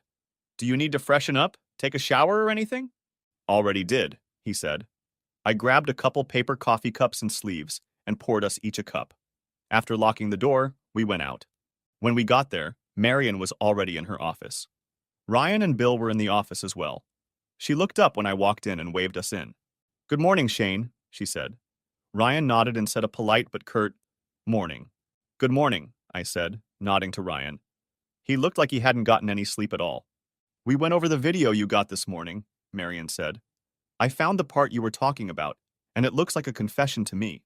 It feels that way to me too, Ryan said. Along with the threat of child endangerment. I've already informed my boss. And what did he say? I asked. He agrees with my assessment of the situation, Ryan said. The arrest warrant was turned over to the LA County Sheriff's Department last night, and the feds got a warrant for Dan's arrest. They assured us that Kay and her lover will be picked up this morning. My office is expediting the extradition papers as we speak. That was fast, I said. Well, when there's a clear threat to the kids, we don't play around, he said. Besides, thanks to Bill's investigators and our friends at the DEA, we were able to get enough information to show sufficient cause to arrest McGregor. They'll be taking him from his apartment at any moment, if they haven't already. I take it you've made some progress in your investigation? I asked. Yes, Ryan said. It looks like McGregor had a pretty good operation that worked for him. The feds are officially calling it a criminal enterprise, which could mean a life sentence. Why? I asked, shaking my head. He's a police captain, for crying out loud. He's up to his eyeballs in debt, Bill said. His wife caught him cheating and divorced him a couple years ago. Gave him to the cleaners. He's barely making ends meet, paying alimony and everything else. Ryan looked at his watch. I better get going, he said. I haven't slept in 2 days. Now all I have to do is wait. The feds are going to check out some clinics in the area and are showing interest in your wife's lover. Call me if you hear anything, okay? I nodded my head and shook his hand, thanking him for his efforts. This definitely makes a difference with your divorce, Marion said. No doubt the court will let her take the kids. Besides, she'll be behind bars. I suggest we don't sue her until we see what the court does. We will have a much better chance if she ends up in jail. However, there is still the matter of the 2 biological fathers. I've done preliminary research on both of them. I don't think you'll get anything out of Mike Jacques, the father of your oldest child. He simply has no real assets to speak of. Dr. Winstead, on the other hand, is another matter. If you want, Shane, I can start the paperwork and maybe negotiate something with him. We might even be able to settle without filing any paperwork or going to court. Is that something you'd like to pursue? Absolutely, I said. Good, she said. Why don't you go home and get some rest and I'll get back to you. I thanked her and left, and Peter followed me. K. Early in the morning, I was awakened by a loud banging. At first, I thought it was in my head, but I soon realized it was the door. I looked at the clock. 5:30 in the morning. Who would be banging on the door so early in the morning? I woke Dan up and he got out of bed, threw on a robe and staggered to the door. Police! Open up, I heard. Well, I thought, that's the answer. But why would the police be knocking on our door so early? As soon as Dan opened the door, several huge police officers entered the room, 2 of whom threw Dan back against the wall and snapped handcuffs on his hands behind his back. 2 of the policemen approached me as I lay in bed. One of them looked down at me. Are you Kay McKnight? One of them asked. Yes, I replied, still not coming to my senses. Get up, you're under arrest, he said. Arrested? I asked, pulling the blanket up to my chin. For what? For conspiracy to commit murder, for one thing, he said. You're also under arrest for violating federal laws regarding the illegal diversion and sale of controlled substances. Now get up. I'm not dressed, I said. Can I at least get dressed? The officer pointed to 2 female police officers who pulled something half-decent out of a closet.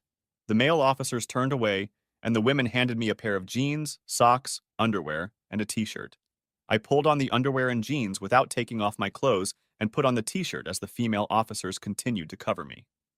I sat on the edge of the bed and put on my boots and socks. The female officers picked me up and turned me around, reading me my Miranda rights as they handcuffed me. I looked back, but Dan was already gone. What about my phone? I asked. One of the female officers took it from the dresser and put it in her pocket. They led me out of the building and put me in the back seat of a car with flashing lights. The policewoman who had taken the phone from me sat in the back with me, and the other female officer sat in the front seat. Soon we all went to the station where we were processed. I felt so awkward being photographed. Can I at least make a phone call? I asked. The officer pointed to the phone on the desk, so I decided to call Shane. Can I use my phone? I asked. Sorry, it's being held as evidence, the officer said. Use this one, she added, pointing to the desk phone. It took me a moment to remember his number. I was so used to my contact list. He answered after the second ring, and I realized he was in the car. What? He asked angrily. Shane, honey, it's me, I said, my voice shaking. Holy shit, he said. What do you want? Shane, I got arrested, I told him. He said, yeah, that's what happens when you plot the murder of your husband and kids, he said. By the way, they're picking up your partner in crime this morning. Oh no, I thought. Mac had told me there was no way they were going to catch us. Please, Shane, I need help, I pleaded. Yes, you do, he said. Maybe you can get it when you finally get to jail. Until then, screw you, bitch. He ended the conversation, leaving me staring at the headset. I handed it back to the officer behind the desk. How long am I going to be here? I asked. Can I post bail or something? No bail has been set, the officer said. You are in custody pending extradition to Pittsburgh. Oh my God, I thought to myself. What about the man they brought in with me? Dan King? The officer looked at her computer for a moment. Mr. King is currently being extradited for federal charges in Columbus, she said.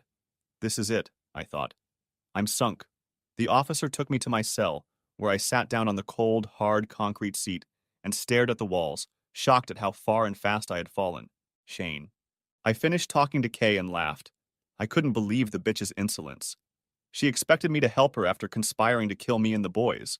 She could rot in jail if I cared. Right now, I hated that bitch like I had never hated anyone or anything in my entire life. Talk about nerves, I said. Peter smiled and nodded his head as I drove. Yeah, he said. We pulled up to my house and went inside.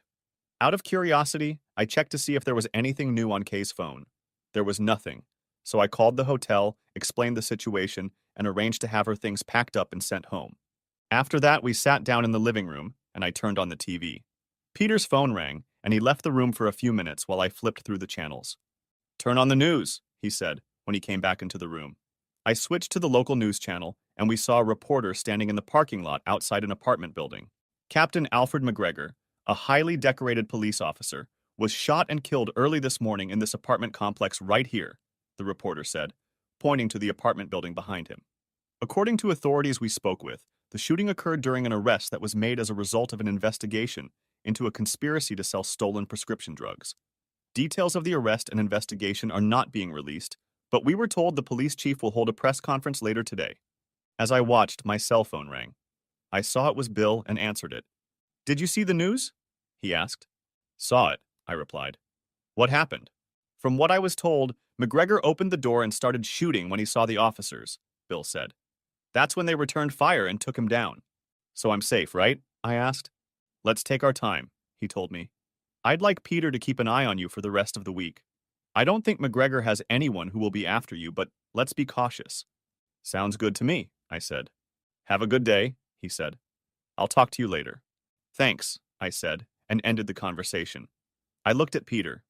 Looks like you're staying here for the rest of the week, I said. Do you need to buy anything for the first time? He shook his head. I have everything I need, he said. But thanks anyway. I closed my eyes and breathed a sigh of relief. Later that day, Peter and I went to the boys' house. After we ate, I told them about the day's events. So, is Mom going to jail? John asked. Asked John. Looks like it, son, I said. Probably for a very long time. He got very quiet after that. I knew I was going to have to work hard. Being a single parent is hard enough as it is, and now the boys would have to deal with a mother in prison. Thank God I have loving and understanding relatives who love the boys as much as I do, I thought to myself. The rest of the week went by pretty quickly. Now I knew that the boys and I would be safe. On Wednesday, Marion informed me that Kay had been returned to Pittsburgh. The court hearing was scheduled for Thursday, so I made sure to be at the courthouse. I watched as Kay was led in, dressed in an orange jumpsuit, her arms and legs shackled, and the chains connected to another chain around her waist. It didn't take long for the judge to order her detention without bail. She sobbed as she was led back out. Her attorney, a public defender, asked me if I could bring the boys to the jail to visit her. I informed him that the boys had made it clear that they did not want to see her again. Marion informed me that the divorce papers were ready to be served and asked if I wanted to be present that Friday when the bailiff handed them to her. I agreed and met him at the jail. They brought Kay to the visiting area, still shackled. She looked up at me and smiled weakly. I just stared at her. A bailiff approached her and asked if she was Kay McKnight. I am, she replied. He handed her the papers and stepped back. I watched as she snatched the papers and began sobbing. In a normal situation, I would have offered her comfort, but not now. I stepped forward and held out a pen to her. Sign the goddamn papers, bitch, I told her. Don't I get anything? She asked with tears in her eyes. Not no, but hell no, I said. You won't need anything where you're going anyway. Can I at least see the boys? She asked. I shook my head. They don't want to see you anymore, I told her. As far as me and the boys are concerned, you're dead to us. And speaking of dead, you know your partner in crime was killed the day they tried to arrest him. I heard that, she said. Please, Shane, forgive me. No, I said. I loved you with all my heart for 13 years or more, And what have you repaid me with? By lying, cheating, and denying me the chance to have children of my own. I hate you with every fiber of my being, and I will never, ever forgive you for what you did to us. Now sign the goddamn divorce papers and be done with it. Sobbing, she slowly picked up the pen and signed the papers on all the lines Marion had marked. When she was done, I handed the packet of papers to the bailiff. Thank you, he said. I'll return them to Mrs. Hawkins, and she'll file them with the court. I watched him walk away, then turned to Kay again. I just want to know one thing, Kay, I said. She looked up at me. What? She asked. Why? Asked me. Why did you do it? She shrugged. I don't know, she said. Because I wanted to, and I could, I guess. And look where that got you, I asked. I shook my head. You're in serious trouble. But it's not my problem anymore. I looked around the gloomy room. You know, I have a feeling you're going to die behind walls like these. And you know what? No, Shane. What? She asked. I can't wait to pee on your grave when you do, I said, returning her own words to her. She started sobbing, but I didn't care. One last thing, from me and the guys, I added. What? She asked, looking more wistful than I'd ever seen her before. I raised both hands and extended my middle fingers. Screw you, bitch, I said, and turned away. I heard her sobbing uncontrollably as I walked away. Too bad, I thought. Epilogue. Kay's murder-for-hire trial went pretty quickly. Since the boys were also the target of her plan, she was sentenced to a term ranging from 25 years to life. The federal drug investigation dragged on for several more months, and Kay ended up getting an additional life sentence for her role in what prosecutors officially called a criminal enterprise. She could have been sentenced to death because the drugs she gave McGregor were ultimately linked to at least 2 deaths. Dan was tried separately for his role and was also sentenced to life in prison. My boys and I went on with our lives. They never wanted to visit their mother, so I respected their wishes and didn't insist on it, although Cliff and Julie did visit their daughter once a month. It took some time to get used to being single parents. Cliff and Julie helped out a lot, and the boys enjoyed spending time with their grandparents. Julie kept urging me to find a nice girl and settle down, but I just wasn't ready. After what Kay had done, I wasn't sure I could trust or love another woman again. However, a couple weeks after Kay signed the divorce papers, I had a vasectomy reversal, even though the doctor said it might be a long time before I could father children. A few weeks after Kay signed the divorce papers, Marion contacted me and said she had something for me. What? I asked. You need to come by my office, she said. So I went. When I arrived, she pulled out a bottle of champagne, which she kept in an ice bucket, and poured a couple glasses. One of them she held out to me along with an envelope. Go ahead and open it, she said. I opened the envelope and found a check for $5 million, signed by Dr. Winstead. I looked at her, shocked. How did you manage that? I asked. Well, she said, I convinced Dr. Winstead that it was in his best interest to settle with you. After I pointed out the potentially devastating and embarrassing divorce his wife would almost certainly want, and the damage to his reputation as a scientist and healer, he decided to enter into an out-of-court agreement rather than try to explain why he forced you to undergo an unnecessary medical procedure after your wife became pregnant. Wow, I said. Remind me never to get on your bad side. She laughed. By the way, that's your after-tax profit, she said. He also paid all your fees and expenses. He must be a very rich man, I said. She shook her head. He is, she said. Just last year alone, he gave more to charity than he did this year, so he's not that bad off. She raised her glass in a toast, and I joined her. My self-exile from women lasted about 5 years. That's when I met Lori Reynolds, one of John's teachers. Like me, she was a single-parent family with one son, a year younger than John. She too was divorced and trusted men about as much as I trusted women. We dated for about a year until I got up the courage to pop the question. She said yes, and a couple months later we were married. About a year after that, she gave birth to a baby girl, Sarah Jane, named after both of our mothers. Tears filled my eyes as I held that little ball of joy in my arms for the first time. Lori realized that Sarah was the first baby I had actually given birth to and hugged me tightly. I called the boys and their grandparents into the room and turned Sarah around so they could see her. Boys, I said, looking at Cliff and Julie. Meet your new sister, Sarah Jane. They immediately snuggled up to her, and I knew it was going to be okay. While Lori, the kids, and I moved on with our lives, Kay's life went downhill and continued for about 6 more years after Sarah was born. A few months after her first conviction, Kay was diagnosed with HIV and was separated from the rest of the inmates. She died of full-blown AIDS about 13 years after her initial diagnosis. Since no one wanted to claim her body, she was buried in Potter's Field with a simple plaque with her inmate number. I wanted so badly to fulfill my promise to pee on her grave, but Lori convinced me otherwise. "Come on, sit here with me," she said as I walked out onto the back porch. When I sat down, she poured me a cup of her chamomile tea. I thanked her and took a sip, savoring the flavor. She looked at me for a moment before saying something. "Shane, I know how hard it was for you to get over what Kay did, but you have to let it go and move forward," she said. "It's hard, baby," I said, "and it still hurts like hell." "I know," she said. "You know, if I thought it would do any good, I'd go with you and piss on her grave with you. You know that, don't you?" I nodded my head. "Yes," I said. "But now she's gone, and she can never hurt you again," Lori said. "Look at it this way. Kay suffered from AIDS for almost as long as you were married to her. She died in that horrible place, unloved, unforgiven, abandoned, and forgotten by everyone. She paid the ultimate price for what she did. What else can you do?" I had to admit she was right. "Have you told the boys yet?" she asked. By this time, all the boys had left home and were in college. "I told John and Robert," I replied. "At first they thought I was talking about you. Then I told them I meant their own mother." "How did they take that?" she asked. "They didn't seem to care," I said. "And what does that tell you?" she asked. "Probably about them moving on with their lives," I said in response. "That's right," she said. "They've moved on with themselves. And so should you. Shane, you're the best husband a girl could wish for, and you're the best father any child could dream of. Think about it. You loved and raised John and Robert even after you found out you weren't their biological father. You took in and adopted Mark even though you weren't his biological father. He's a good boy," I said.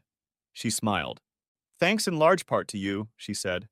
"You taught him what it means to be a man, and I know for a fact that he considers you his real father." We looked at Sarah, who was playing in the yard. "Didn't you tell me once that Kay wanted that Dan guy to give her a daughter?" asked Lori. "Yeah, that's right," I replied. It seemed like an eternity had passed since that fateful Friday night, but I still hadn't forgotten her words. "Just think about it," Lori said. "If she hadn't been so stupid and greedy and selfish, you could have given her that daughter, and Sarah would never have been born." I had to admit she was right. I hadn't thought about the irony of the whole situation before. I kissed my wife. Suddenly, I heard Sarah come toward us, holding a white flower with 3 petals. "Daddy," she said, "look what I have for you." I looked up as she held out the flower to me. I recognized it as a white trillium, a flower that grew in abundance in area parks. Kay often made small bouquets of them. I liked the white variety, but hated the rotten smell of the red ones. "Thank you, dear," I said. "That woman said you really like them," Sarah said. Lori and I looked around the yard but didn't see anyone. "Which lady?" asked Lori. "That one over there," said Sarah, pointing to the part of the yard where she was playing. We looked, but didn't see anyone. Goosebumps ran down my spine, and we looked at each other. There was no sign that anyone was there. "What else did the woman say?" asked Lori. Sarah shrugged her shoulders. "She said to tell you that she's sorry for everything and wants you to forgive her," Sarah said, looking at me. I still couldn't see anyone, but I noticed the vegetation swaying slightly, as if touched by a light breeze. We felt a sudden gust of cold air, but it disappeared as quickly as it had appeared. I looked at Lori, tears glistening in my eyes. I nodded my head. "I guess it's time," I said, knowing this was going to be the hardest thing I'd ever done. Lori smiled, and Sarah put her arms around my neck. After all, Kay is now dead and buried, a part of my past. These 2 girls are my present and future, I thought, and they deserve my full love and attention. "I forgive you, Kay," I whispered, looking up at the sky. Sarah hugged me tighter and kissed my cheek. "I love you, Daddy," she said. "Thank you." She slid off my lap and ran back into the yard. I looked at my wife, wondering what the hell had just happened. She smiled and kissed me on the lips. At that moment, I felt happier and more content than I had ever felt in a long time, as if a huge weight had been lifted off my shoulders. Maybe, I thought to myself, happiness really is the best revenge. The end. Thanks for watching. I hope you enjoyed it. So subscribe to my channel and watch the next video. I lived in it most of my life and bought it from my parents when they retired and moved to Florida. They offered to take over the mortgage, but I didn't want to do that and took out a loan from the bank. That way they could get the money in a lump sum and use it to supplement their retirement funds. I wasn't rich by any standard, but as a teenager, I inherited a few bucks from my grandparents. Thanks to good advice from my dad and his investment advisor, that money grew over the years, and I had a substantial down payment, which made it easier to get a loan. I loved the house in the neighborhood. My parents took me there after I was born, and I went to school while living there. After high school, I worked as a journeyman until I had enough experience to take the exam for a licensed electrician. I passed the exam and did both residential and commercial electrical work before buying a house. During this time, I had several relationships, including one long-term and serious relationship. When I bought the house, my plan was to live in it with my wife when I got married and update the parts that I felt needed it. That plan didn't work out because I met and married Cheryl. We were married just under 2 years and lived in that house before everything went down. Some of the movies that are on TV are feel-good movies. They are written in such a way that they have a happy ending, of course. Many of them deal with long-lost love or old friends, and invariably, the main actor-actress finds themselves in a situation where they meet up again with an old flame. And again, invariably, the spark is rekindled and their first, truest love conquers all. Cheryl adored these movies and watched everything she could find. I watched enough to understand the formula of the script and that the writers had envisioned everything to ultimately provide a happy ending. Real life isn't like that, I tried to explain to her. One day we were at our local Giant store and ran into Richard Herbert. He hugged Cheryl and she hugged him back. When they were done hugging and admiring each other, she introduced him to me as an old friend. After that introduction, it was as if I didn't exist. They chatted for a few minutes while I stood rocking the cart back and forth and studying the rows of bean cans on a nearby shelf. I learned that there are at least 4 kinds of pinto beans, a dozen or more kinds of baked beans, 4 kinds of string beans, pork and beans, lima beans, garbanzo beans, and at least half a dozen other kinds of beans. While I studied the beans, the two of them reminisced about old times. When my patience had worn thin a bit, I reminded her that it was time for us to leave. When I did, they noisily exchanged phone numbers and promised to chat soon. I assumed their time in the store was pretty much the last time we'd see Richard Herbert. How wrong I was. 4 months later, I found myself in divorce court. Irreconcilable differences. That was the reason she wanted it. In those 4 months, I never once saw her and Herbert together, never heard a single rumor or gossip about anything going on between them, and none of our friends ever mentioned them together. She never said in court that I was a bad husband or lacking in anything. She simply said we had irreconcilable differences, and she didn't have to explain what that meant or give an example of such differences. The court just seemed to accept their existence without complaint and granted the divorce. My attorney told me that Cheryl would likely get alimony in the house. I was furious. I had heard of things like this happening, but I never thought it would happen to me. It was my house and I had owned it my whole life. And to think that she could live in it for less than 2 years, get a divorce for no reason other than love for an ex-boyfriend, and then get the house. My house. My lawyer couldn't make me believe it. No court system in the world would have allowed this to happen. In court, I told the judge my story and thought I deserved sympathy. Huh? Then I experienced firsthand that the court system is as horrible as I had heard about it. She did get the house, but she didn't get child support. After receiving the judgment, I decided not to go near the house again. I made this decision after remembering a country-style song about a divorced man who drives by his old house and sees the new man mowing the lawn.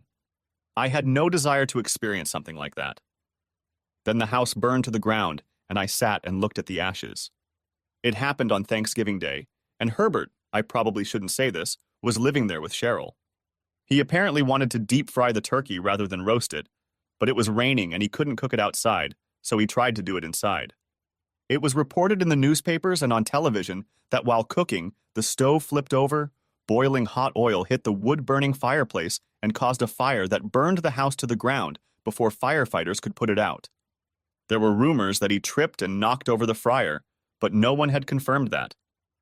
I took one last look at the pile of ashes, then drove to my apartment complex and put the frozen dinner in the microwave. While it cooked, I pulled out my copy of the divorce decree and read it. Again. It was like doing the same thing over and over again, expecting a different result. No matter how many times I read it, the outcome was always the same. But that time I read it, I saw something and started smirking. Then I reread it. After the second reading, the smirk turned into a smile. 10 times I'd read that damn document and always got depressed, but this time was different. Over the next few minutes, my smile grew wider and wider as the plan was hatched. Maybe the outcome could be changed after all? The judgment didn't say anything about alimony, child support, or any other monetary amounts I would have to pay, but it did say that Cheryl would reside in the house at the address, and it did say the address it was located at, and that I was obligated to continue to make mortgage and insurance payments on the house. It didn't say for how long, and it didn't say what would happen to the house after the mortgage was no longer in effect, or what would happen in the unlikely event that the house ceased to exist. After all, who even thinks about crap like that? I assumed it was about me continuing to pay the mortgage and insurance, and the house becoming her property once the mortgage was paid in full. But there was no specific mention of that. It was as if the ordinance was written in a hurry and assumed that everyone knew what it wanted to say and followed that intent unquestioningly. I'm not a lawyer and have never played one on TV or anywhere else, so I can't interpret the law, but I can read and generally understand what I read. Also, I've known all my life that the law has both letter and intent, and was going to try to use the letter even though the intent may be completely different. The ordinance required me to insure the house, which I did, so I filed an application with the insurance company and told them that I needed the application to be processed promptly. They asked if I was going to rebuild the house. I replied that no, that I was moving. Since I was the owner on record and there was no evidence of fraud, I received a check a week later. The check contained what was left after paying off the bank, and that was enough to make me smile. So, my mortgage was paid off, I had a substantial amount of cash, and I was the owner of a pile of ashes located on a little over a quarter-acre lot. I walked over to a rented truck and filled it with my stuff. I also rented a car hauler, hitched it to the truck, and loaded my pickup truck filled with tools for my job. I received several calls and text messages from Cheryl, but they were all ignored. I had always wanted to visit the Northwest, so that's where I headed. I stopped in the first town that crossed the state line, opened a bank account, and transferred my money into it. I had no idea what the law was like, and I didn't know if they could prosecute me in another state, but I was willing to take the risk. I was afraid to talk to my lawyer for fear of what he would tell me, so I decided to hell with it and didn't talk to him. The worst that could happen was that the court could force me to give her the house, but my argument, however weak, was that the divorce decree specified a house at an address. It did not require some house or any house at some address. Since the house no longer existed, I figured I was relieved of liability. If the court wanted to enforce or modify the order, they would have to fine me.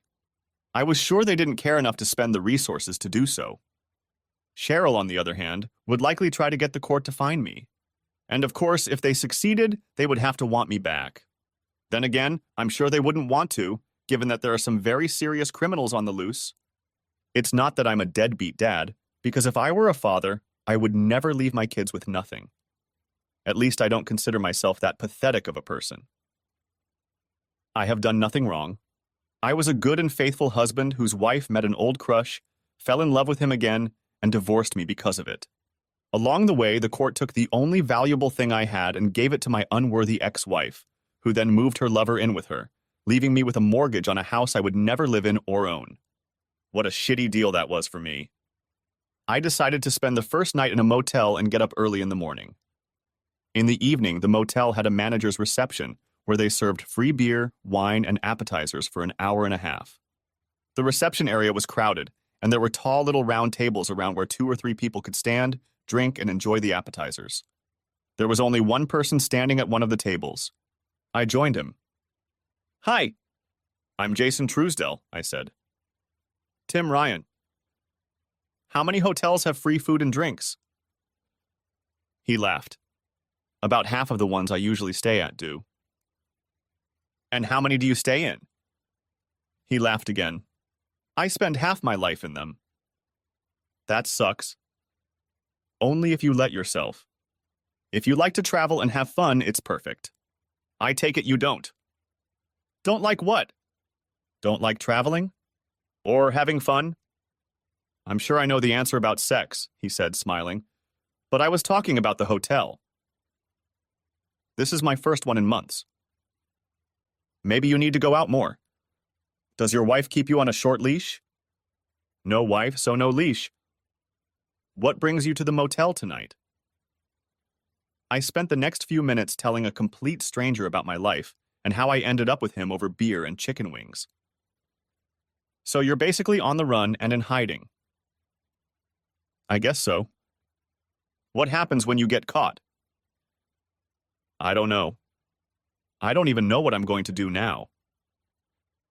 Where are you headed? To Seattle, I guess. I've always wanted to go there. What are you going to do when you get there?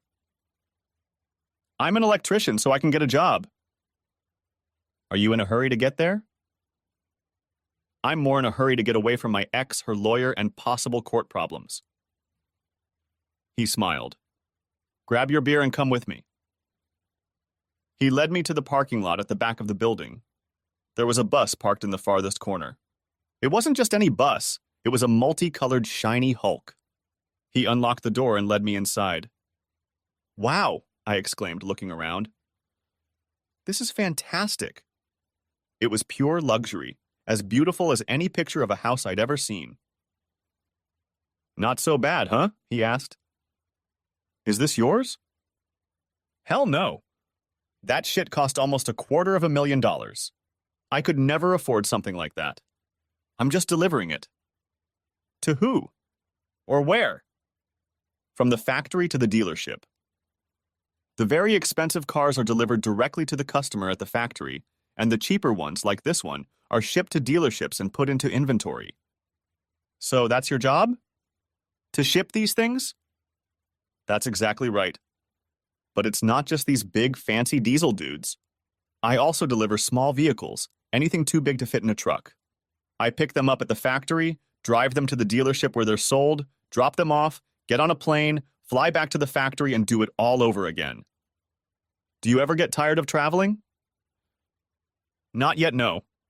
I've been doing it for 2 years now, and in all that time I haven't paid a month's rent or made a single mortgage payment. Plus, you have no idea how many women see these things parked in parking lots and want to look inside. At that moment, the doorbell rang. It was the goddamn doorbell. Tim opened the door and there stood 2 women. Hi, one of them said. We saw you getting into that thing and wondered if we could take a look inside. Tim looked at me and smiled. Sure. Come on in. The ringing of the doorbell led to a night of unbridled debauchery. The 4 of us frolicked and played on the bus until the early hours of the morning. When they left, Tim and I got to talking. He asked me if I wanted to do the same job. If so, he would call his boss and see what could be done. It only took me 2 seconds to tell him to call. It was too early to call then, so we met for breakfast a couple hours later and he called his boss. I chatted with him and told him my story. He told me to head to the factory and he would see what he could do about the job. Tim and I shook hands and he headed to Chicago to make his delivery, and I headed to Texas. During the trip to the factory, I mentally went over the possible benefits of the job if I got it. First, it would make it harder to find Cheryl, her lawyer, and the court, since I wouldn't have a permanent address. Second, if the night with Tim and the 2 women was any indication, I'd have my share. And third, I'd be saving my paycheck because the company would be paying all my expenses except my car payment and insurance. I then made a list of disadvantages. The list was short. The only thing on it was the delay in getting to Seattle, but that didn't matter much when you took everything else into account. I traveled to the factory in Texas, filled out an application, and interviewed with 4 people in various positions within the company.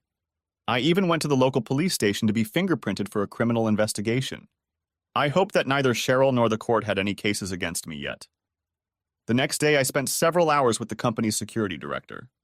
He made a copy of my driver's license and sent it to a company that was checking the work history of drivers at some of the bus and truck companies in the country. They were trying to make sure that the people driving their buses around the country were safe, honest, and reliable. I was reliable and safe, but after what I did to get out of town, I couldn't be called honest. To my credit, I made no secret of how I ended up in their factory looking for work. Everyone I talked to sympathized with me. The safety director and I inspected one of the buses from front to back, side to side, and top to bottom. Then I learned that they were carriages and not buses, and he and I walked through one of them with the utmost care. 45 feet long, 8.5 feet wide, and weighing over 30,000 pounds. They were impressive. Then he told me to get in the driver's seat and take a ride with him. We started in a large parking lot, then moved on to state highways, county roads, and finally city streets. The largest vehicle I had driven before was a 26-foot rental truck. Some people are born to be teachers, doctors, lawyers, even Indian chiefs. What about me? I was born to drive inner-city buses. I had a ball. Until then, I had no idea how big the recreational vehicle industry was. My company, I called it that even though I hadn't been hired yet, shipped at least 10 buses and all-terrain vehicles a week to dealerships across the country. The average retail value of their small boats was such that they were affordable for many people. But the retail value of the coaches ranged from $150,000 to over $2 million. All of the expensive boats were delivered to customers at the factory. Expensive meant $1 million and up. All others were shipped to dealerships. At the end of the 3-day process, I was told that I was hired until I passed a criminal background check. I was also informed that they would be paying my motel expenses from that day forward. The results of the criminal background check came back clean and I was hired. I spent the next week at the factory watching the buses being built and learning all of their systems. I also had to pass the written and driving tests for my commercial driver's license, CDL. I studied for the written tests in the evenings, and during the day I studied what I needed to take the pre-trip inspection and driving test. I was assisted in this by a member of the safety department. I passed all the tests and got my CDL. To work there, I had to know every inch of the basic models and have a working knowledge of the more advanced models and systems. I learned that they could almost drive the car themselves. In fact, there was research being done in that very direction. The owners of the company thought that if cars could do it, why couldn't motorized buses do it too? Tim Ryan tapped me on the shoulder one morning. He had just flown in and was going to leave for Florida the next day with another bus. "So, what do you think?" he asked. "I don't understand why they have to find people for this job. You'd think they'd be standing in line for it. It seems perfect." He grinned. "For some of us it is, but most of us find it boring and repetitive after a while. They get tired of traveling, motels, and not having time at home. Even most truck drivers who've tried it don't like it. But for you, heck, it should be perfect. It'll be like the Foreign Legion, a lost man who wants to stay lost and forget his past. People may look for you, but if you don't want to be found, you won't be found. The only paper trail for you will be your paycheck, and since it will be in direct deposit, even that will not be available to the public or those looking for you. You will use the company credit cards to pay for motels, fuel, and food on the road and while you are here. If you only use cash for daily personal expenses, you will have no paper trail. If you need to pay any bills, you can even do it through your bank. It's perfect. I've thought about all of this before and have come to the same conclusion he did. As long as I don't do anything stupid like traffic accidents or use my own credit cards for everyday expenses, I'll be invisible. Invisible until I have to renew my driver's license, and since I just got a new one in Texas, I'll have enough for a few years. And even if I was traced to Texas, I had no permanent address because the residence listed on my license was a motel. On the other hand, my employer could be traced through my taxes and social security number, but I still couldn't imagine any divorce court in the country going to these shenanigans over a missing ex-husband and a house. But who the hell knows? Of course, Cheryl might try to insist on it. At any rate, I felt pretty secure. Before I left my hometown, I even got a cell phone. I transferred the contact information I wanted to keep to it, and I turned off my old phone. And kept it on. I realized that I could be tracked if my old phone was on. I kept it charged and paid the minimum monthly bill, but I never turned it on, and only select people, like my parents, knew I had another phone. Excessive? Perhaps, but it made me feel safer. 2 days after Tim left, I was informed that I was cleared for work and would be going on my first trip in the next couple days. I spent that time practicing driving around the city in coaches waiting to be delivered. My first bus was one of the cheapest, but still cost more than many homes. The manufacturer's suggested retail price, MSRP, was $196,572 plus shipping and taxes. I found storage for my stuff and turned in the rental truck. My pickup will be parked in a covered employee parking lot, so that was already taken care of. Sitting in the open Texas sun for weeks on end isn't too good for cars. I packed a small travel bag, got behind the wheel of the bus, and hit the road. The dealership where I was to deliver the car was located in Philadelphia, Pennsylvania. According to company regulations, I could drive no more than 500 miles a day. That left a lot of time in motels. I realized that this kind of work would not appeal to many people. At 500 miles a day, the drive to Philadelphia would take 3 days. On the second day of the trip, I drove through my hometown, but it was an interstate highway, so I wasn't worried. I broke the mileage rules that day because I wanted to get out of my home state just in case. I got to Philadelphia, got the bus signed and inspected, and one of their employees took me to the airport. I wasn't able to fly out until the next day, so I spent almost 15 hours in a hotel. No woman wanted to see the inside of the bus that first trip. Or the second. Or the third. That all changed on the fourth. I was headed to Seattle on a $300,000 bus. It was just over 2,200 miles. The trip was scheduled to take 5 days, but my boss said I could do it in 4 if I wanted.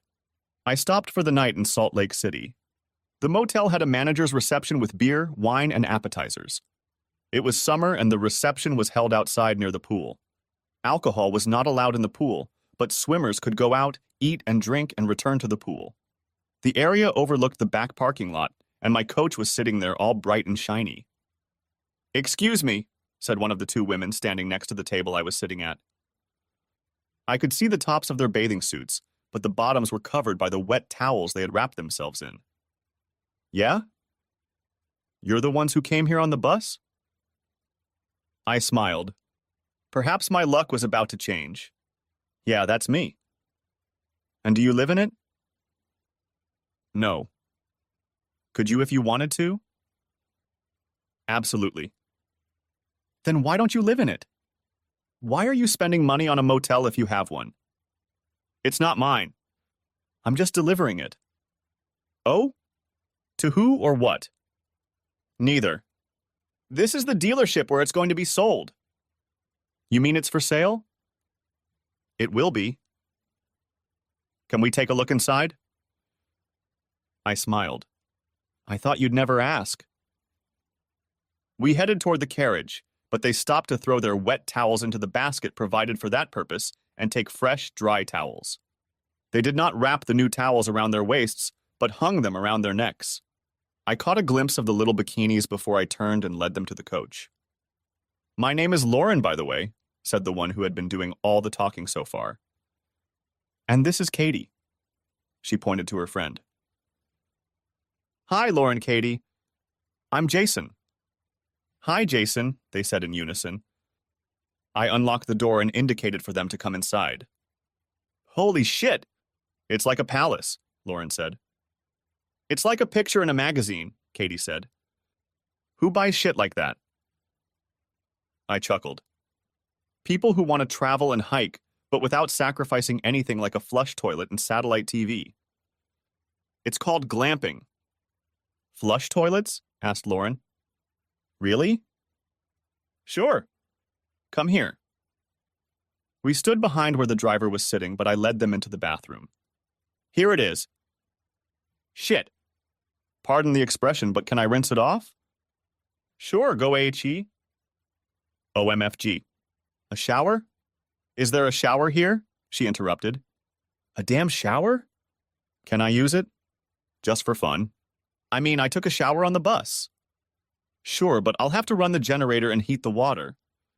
"That could take a few minutes." "That's okay. We'll watch the rest of this bastard while you do that." I walked over to the control panel and pressed a button. It wasn't audible, but a generator started up downstairs. I knew there wasn't much fresh water in the tank because the factory never filled it up, but Lauren had enough to take a shower, and I smiled at the thought. I spent the next few minutes showing them the rest of the bus. 2 things impressed them the most: the washer and dryer, and the way the mattress in the bedroom hydraulically lifts up to reveal a secret storage compartment and built-in safe. We finished our drinks and Kathy wanted more, so she left and came back with a full bottle of wine. "The bartender likes me," she said and smiled. "How long does it take for the water to heat up?" asked Lauren. "It should be ready by now." "Okay. Can I really do it?" "Go ahead, but the door separating the bathroom from the rest of the wagon isn't activated," I lied. "We'll be able to see you." "Who cares?" she said. After a while, Kathy, who had the remote, put it on the counter. "You must think we're crazy and acting like children." I laughed. "It's okay. Having these things on wheels is different than having them in the house. Just imagine taking a shower or cooking a meal while rushing down the highway at 70 miles an hour. Anyway, it's really nice of you to show us this bus. It's awesome. They left the coach at 3 in the morning. I spent the rest of the night in it and returned to the motel only to shower, pack my things, and eat breakfast. I was a few hours late to start my 500-mile journey that day. And it went on like that for over a year. I delivered coaches and had fun on about every fourth delivery. That never happened when I had a truck, only with coaches. 6 of my deliveries during that time were in Florida, which was the biggest market for coaches like ours. On each trip, I made arrangements to meet my parents, and each time they reminded me that either Cheryl or her attorney had repeatedly asked them where I was and how to contact me. The last 3 times it was Cheryl who contacted them. She told them that she was alone, without money and desperate. She told this to my father, who without much sympathy told her, "I'm sorry," and never once asked how or why she was in that situation. I figured that if I ever heard anything official, it would be in May or June after the taxes were filed. If the courts wanted to fine me, they would track me down through my social security number and through the IRS. I heard nothing and felt relatively safe. Since I started working, I had spent almost no money of my own because the company took care of almost all of my expenses. Consequently, I had more than a year's salary stashed away, in addition to what I had before I started working. I realized that I couldn't work as a trainer forever, so I started planning the next phase of my life. Another year of this kind of work, and I was almost, be able to buy a house, unless, of course, I moved to San Francisco, New York, or some other ridiculously expensive city. I knew Seattle was expensive, but the Pacific Northwest was still calling to me. I'd made it there a few times before, and I really liked the area. The vast majority of the vehicles we built were family or owner-driver vehicles. This means that the owner usually drove the bus, and it was used primarily as a family vacation vehicle. These buses usually seated 2 to 6 people, and the driver's area was not isolated from the rest of the bus. We also built buses that had a separate driver's area. It was not very large, but it partially isolated the driver. These buses were usually built for bands and singers. Some were just for the star and his family or close friends, and some were for groups. The latter could sleep up to 12 people using bunk beds and still have a bathroom, kitchen, plenty of space to eat, romp, write songs, play games, etc. These groups traveled the country and literally lived in carriages for months at a time. The star carriages usually cost at least $1 million, and the star, with few exceptions, would come to the factory to take the order. I had just returned from a trip to Oregon and was supposed to take a couple of days off. I was in a motel when my boss called. "Jason, I have a deal for you." That statement was on par with, "I'm from the government and I want to help you," in terms of arousing total and instant suspicion. "I'm sorry, but I'll be sick that day." "What day?" "What the hell are you talking about?" "Every time you tell me you have a case for me, I end up with no days off because the coach has to be delivered yesterday." That may have been true in the past, but trust me, you're going to love this deal. It was another one of those comments that means trouble. Trust me. "Tom, I'm tired. I need a couple of days off, and I haven't had a vacation since I've been here." "What do you mean, no vacation? You travel all the time and you've been to most of the 48 contiguous states. What more do you need?" I loved my job, and as mentioned, I wanted it to last at least another year. But barring a few visits to my parents' house, I hadn't lived in anything bigger than a motel or hotel room in over a year. "Look," he said, "do this for me and I promise you'll get a vacation." Damn, I thought. In the end, he was more than fair with me. Okay. Where is it supposed to be and when? It'll be in Nashville, but in a slightly different way. Different? I didn't like the way that sounded. Different how? And why different? He chuckled. "Come to my place." An hour later, he and I were standing outside the newly finished coach. "Have you ever heard of Reagan Thompson?" "Isn't she an artist?" I had no idea who she was, whether she painted or sold shoes, and I didn't care. "Maybe, but I'm thinking of a different Reagan Thompson. The one I'm thinking of is one of music's newest stars, and that's his coach. It's also his first personal trainer. He traveled with his band in a used coach he bought from another singer, but decided he wanted one just for himself and his family. This is not uncommon for big stars. We build one or two a year for them. His trainer? Isn't Reagan a girl's name? Not in this case, no. It doesn't matter. What's the deal with his coach? He took a deep breath. He paid over $1 million for it and wants to ride it himself. He spent a lot of time riding around in those cars while he was gaining popularity, but now that he's a big star, he wants his own personal car and he wants to drive it himself. The problem is, the biggest car he's ever driven is an F-250 pickup, so he wants someone to teach him how to drive it. He looked right at me. And he wants that person to be you. Oh, no, you don't. There are higher-level people than me and more qualified. How about Ryan? Tim Ryan? That's not going to work. He wants you. How can he want me? He doesn't even know me. No, but he knows how you drive. What do you mean? Remember a couple months ago when you took the band's coaching staff to the dealer in Chattanooga, but he had to go to them in Nashville? Yeah.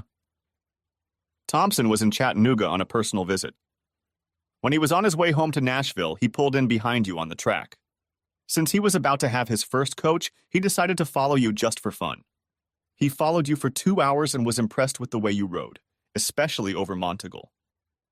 What's Monteagle? I asked. It's a section of the I-24 highway outside of Chattanooga. It's not the longest, highest, or steepest mountain section in the country, but for some reason, its long 6% descent is deceptive and treacherous, especially in bad weather.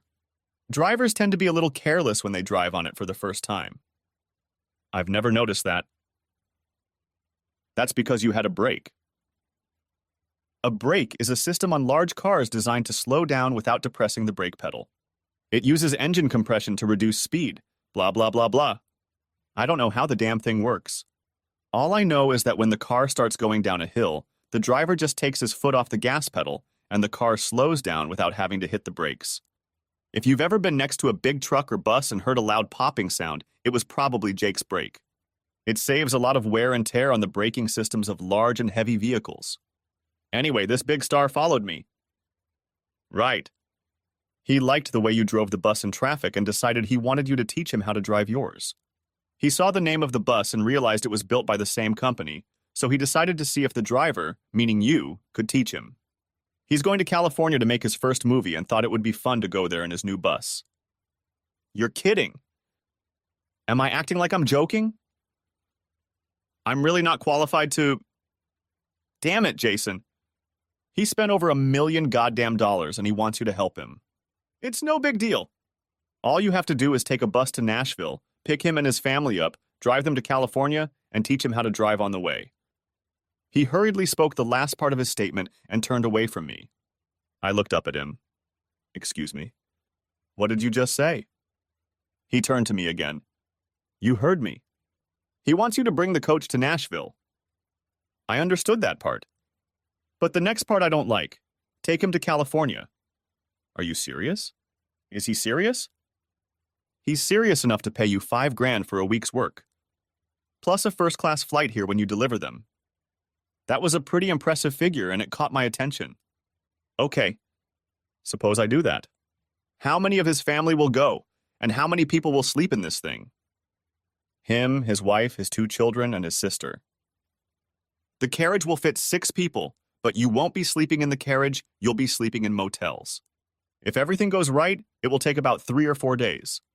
His people will make arrangements for motels every day, depending on how far you get. He paused and looked at me. Come on, Jason. What do you have to lose? You're getting a lot of money to spend time with a famous star. It can't be that bad, can it? He was right, of course. When do I leave? As soon as you can get ready. He can't wait to get to work. Okay. I'll leave in the morning. Good. Let's go into the office and Kat will give you his personal phone number and address. He wants you to call him when you're a couple hours away from his house. I spent the rest of the day familiarizing myself with everything on this $1 million bus. I'd never towed a car, but I was worried that Reagan Thompson might want to do it, so I asked Kat to call him and see if he wanted us to do it. Mr. Thompson, it's Kat again. Jason is here and he has a question for you. There was a pause. Good. Here it is. She handed the phone to me. It's Jason. Jason. It's good to talk to you. I'm Reagan. What's your question? Were you planning on having a car in tow for our little trip? No. The studio will provide us with a car, so I don't need my own. Good, that makes it a little easier. When you practice driving the coach, we won't have to unhook and hook up the car. He grinned. I had the same thought. How long do you think it will take? Depends on you, I suppose, and how much time you want to spend taking small back roads and driving through towns. Why would we do that? I thought we'd get out on the I-40 freeway and haul ass. Anyone can get on the highway and haul ass, but small roads and towns are where you learn to drive. You're right, and I know it. I want to do it right if I'm going to take this on. When will you be here? I'm leaving in the morning and it's about 600 miles, so let's go the day after tomorrow. I can be there anytime you want. Okay, let's make it 9 in the morning. You show me the carriage and we'll pack it up. We'll leave the next morning. Sounds good to me. I'll see you then. Arriving in Nashville, I checked into a motel for the night. At 9 o'clock the next morning, the gate opened and I pulled into the long, wide driveway. Next to the 5-car garage was a new, much larger garage that I assumed had been built to house a bus. I stopped right in front of it. His wife, mother, father, sister, 2 children, and about a dozen other people were there when I pulled up. When I slowed down, opened the door, and got out of the car, everyone climbed aboard and ran around the cabin opening drawers, checking the refrigerator, getting into the driver's seat, and so on and so forth. Reagan was the only one who introduced himself. I Googled him before I left, so I knew what he looked like, but I was still surprised to see him in real life. Hey, Jason. Did you have any trouble finding me? He asked, shaking my hand. No problems at all. Wow. I've seen him in videos and pictures, but in real life he's just gorgeous, he said, looking at his trainer. Wait until you see inside. Inside, everyone started asking where it was, how it worked, and so on. The 2 kids, 6-year-old twin boys, loved their bunk beds with individual TVs and sound systems. He kicked everyone out, and I spent the next 3 hours telling him all about it. He brought in a professional videographer to explain how everything worked, especially the center control panel, all the remote control devices, and the driver's area. He wanted to be able to go back and review the video when he had a question about how something worked. He also had tape and labeled each remote and what it controls. He was very attentive to detail and asked all the right questions in the right order. I was impressed, but anyone who has spent that much money would want to know as much as possible. After the conversation, he took me to one of the 2 patios of the house where the caterer had set up lunch. There I was formally introduced to his family. His wife, Pat, was very sweet and held my hand as she led me and introduced me to everyone, including members of his group who had shown up sometime during our introduction to Reagan. He insisted I call him that. It was the middle of the afternoon when Reagan's wife, Pat, and his sister, Kelly, began moving boxes into the wagon. Bedding, linens, towels, food, dishes, and anything else necessary for the house to function was moved and stowed. It was evident that they had given good thought to what they might need. I asked if I could get a ride to the motel for the evening. He offered to let me spend the night there, but all my stuff was at the motel, so I declined. He and I went to the garage and he used his code to open the door.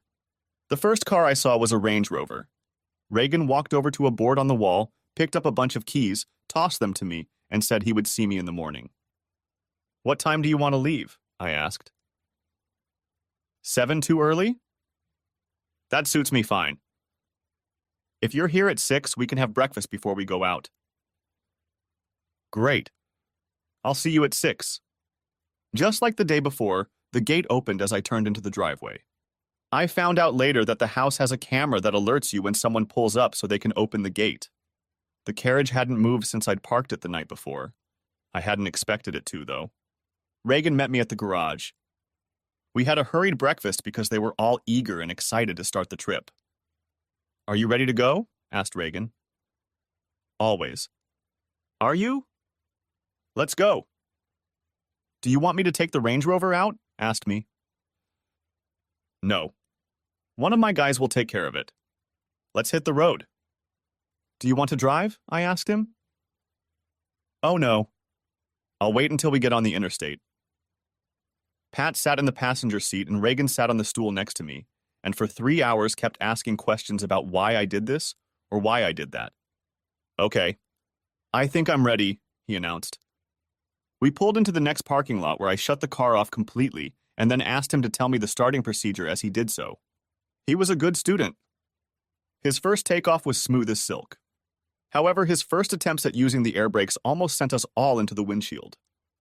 Riding down the highway in a nice bus will get you some attention, but at 50 miles per hour, you'll get a lot more than you want when everyone else in traffic is going 80. Lots of honking lets you know that other drivers are frustrated. It took almost an hour before he accelerated to freeway speeds, and another hour before he started to relax. The first time he passed a semi, his knuckles turned white and he was sweating, but he did it. He drove a lot that first day, even as we pulled off the highway to go to the motel. He asked me to pull into the parking lot and park the car. There was a restaurant next to the motel and we all went there for dinner. I sat down next to Kelly and for the first time we had a chance to chat. I learned that she was divorced and living with her brother.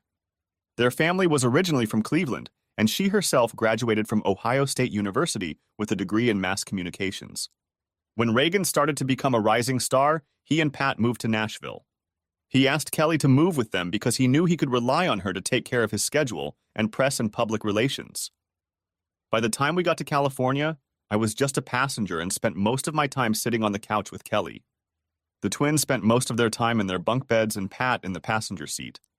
The trip took 5 days because we spent time off the trail and even spent 2 nights at RV parks so they could learn how to set up and use the bus as a camper.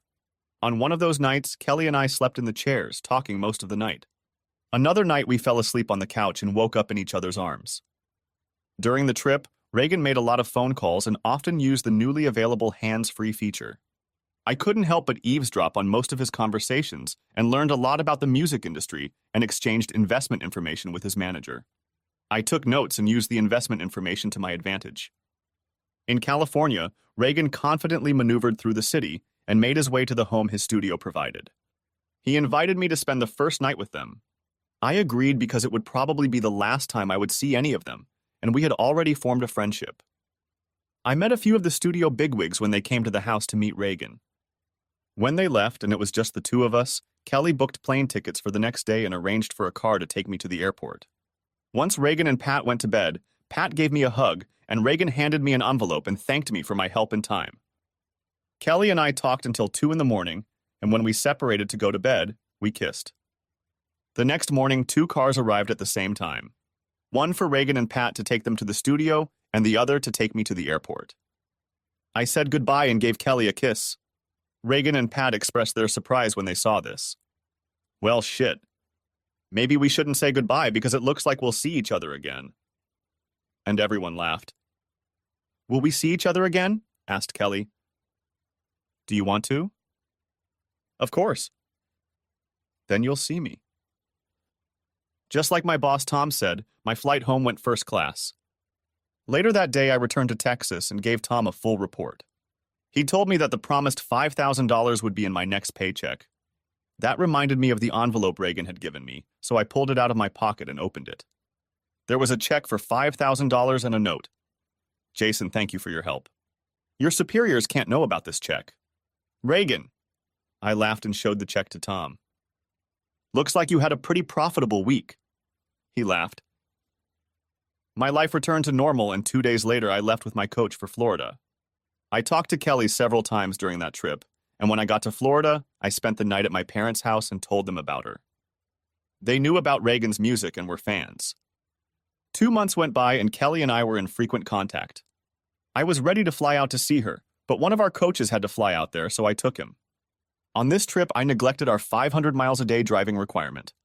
I spent 2 days at her place and saw Reagan and Pat a couple times. They were not surprised to see me. Long-distance relationships aren't easy at the best of times, and over the next 4 months, Kelly and I had a few low moments. Those moments didn't stop me from turning down a few ladies who were interested in the coaches I was leading. Kelly and I never had sex. Hell, we never went beyond kissing, but I still turned down opportunities to hook up.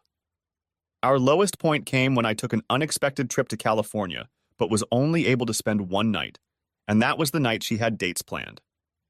Our exclusive relationship was never discussed, but I was still shocked that she was dating others. I say others because when she told me about her date, she also said there were others. After that, our phone conversations became kind of boring and mundane. I started showing women the insides of trainers again, and my life went back to what was the norm for me. The original plan was for Reagan, his family, and Kelly to be in California for 5 months. During my last trip, when Kelly had a previous engagement, I learned that she and her family were returning to Nashville the following week. It got to the point where the phone calls stopped. Once in a while, I would see a picture of him, hear one of his songs, or see a commercial for one of his concerts in some city I was passing through. A few months after our phone conversation stopped, there came a time when Kelly became a distant memory to me as a very nice woman who turned out to be the sister of a big country music star. I'd also almost forgotten about my ex, Cheryl, until my parents called and said they'd gotten a letter from a lawyer addressed to me. "And what did you do with it?" I asked my dad. "Wrote on the front that you don't live here and put it back in the mailbox unopened. We got it this morning and the mailman will pick it up tomorrow." "That's good. Thanks." We both figured it was a letter from Cheryl's lawyer. "What are you going to do with it?" "You can't hide forever." I laughed.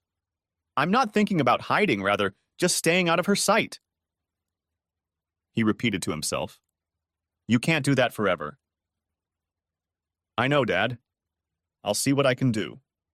After our conversation ended, I pulled out my old cell phone and turned it on. The battery was charged, but I wasn't using it. I hadn't spoken to my attorney in almost 2 years, and he was surprised to hear from me. The first thing he told me was that I owed him money. "I thought I paid you before I left," I said. "You paid for the divorce, but not for the shenanigans you pulled."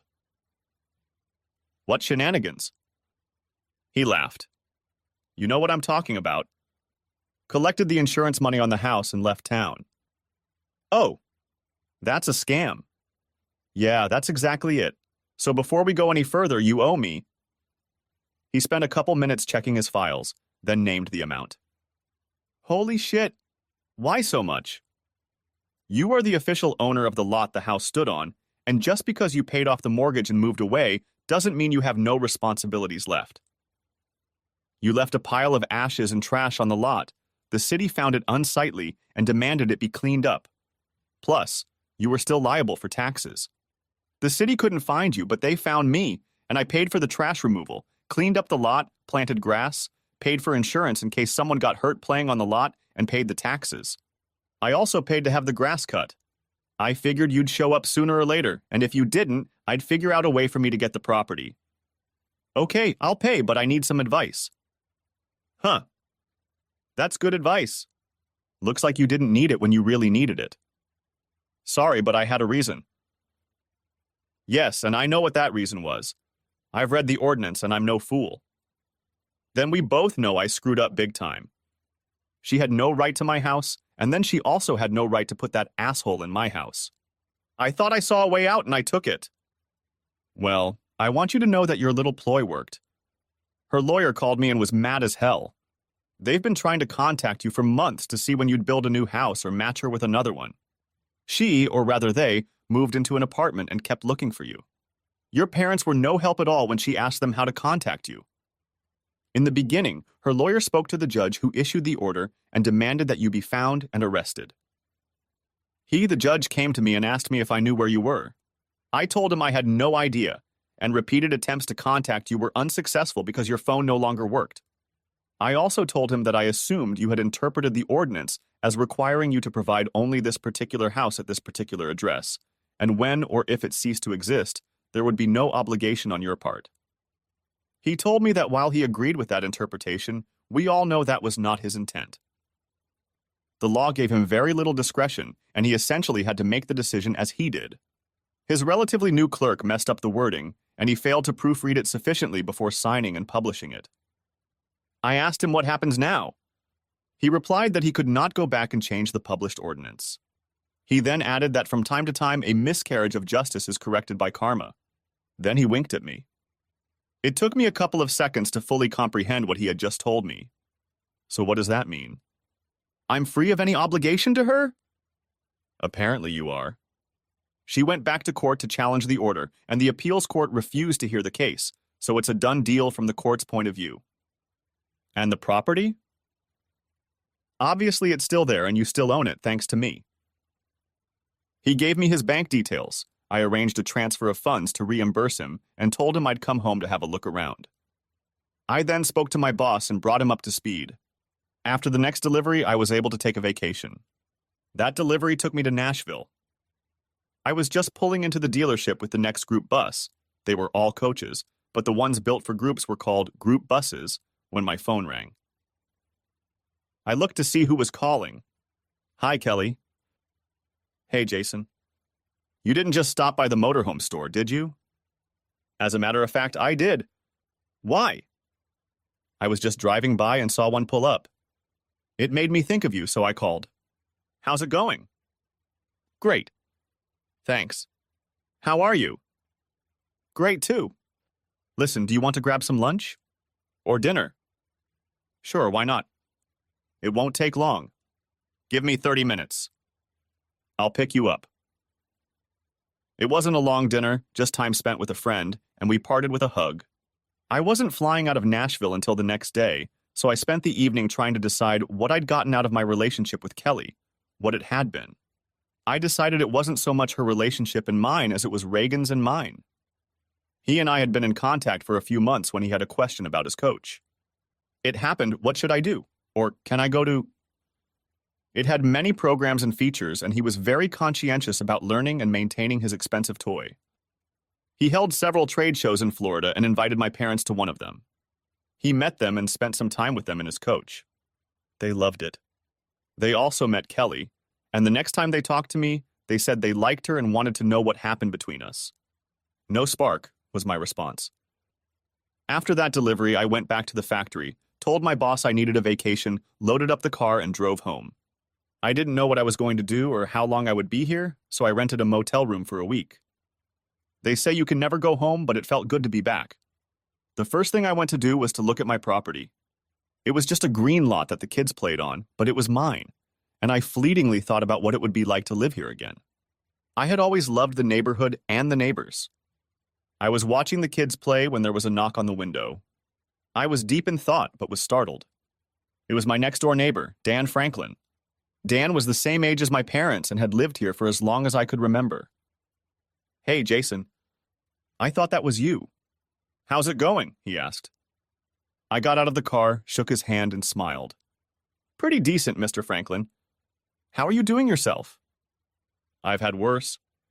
What brings you here? I don't know. Just fighting demons and fond memories, I guess. Do you have time for coffee? We can share some demons and memories if you'd like. 10 minutes later, we were in his kitchen, the same one I'd been in many times. When I was a kid, I'd seen him always add a shot of Bailey's to his coffee, and I wondered what it tasted like. Once I was old enough to try it, I never stopped again. Memories were the first topic of discussion, but it wasn't long before the demons showed up. They started with his opinion of Cheryl and Richard Herbert.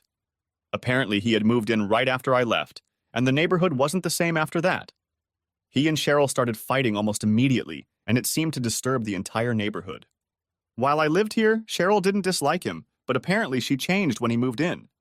She stopped interacting with the neighbors and didn't participate in any neighborhood events or social gatherings.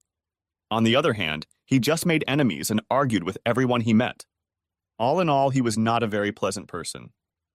The day the house burned down, Herbert ran out of the house with his guitar and computer and never went back in. He called Cheryl to see if she was okay, but didn't try to go back into the house to see if she needed help getting out. When she came out, flames were shooting out of the downstairs windows, and she was holding jewelry boxes and photo albums. Herbert could be heard yelling at her for bringing her things and not his favorite leather jacket and cowboy boots. They were still arguing while the neighbors watched the house burn. Mr. Franklin said with a chuckle that he heard Cheryl call him a dumb shit for trying to take the roasting stove outside. Apparently, when the rain stopped, he tried to carry the turkey roasting stove outside, but tripped, knocking it over. I remembered that there were rumors to that effect. By the time the fire department arrived, there wasn't much left of the house. Cheryl and Herbert stopped by the next day to see if there was anything left, but left without taking anything. Mr. Franklin saw Cheryl in town several times, but never Herbert. He asked me if I was going to stay in town and build a new house. I've thought about it, but I'm afraid that if I build a new house, it will go to her. Our divorce decree specifically refers to a house at this address. If I remodel the house, she can get the decree and claim it. I'm not going to take that chance. That's too bad, but let me ask you, would you consider selling the land? My grandchildren and all the neighborhood kids love to play there. If you sell it to me, my wife and I will put playground equipment there and make a park.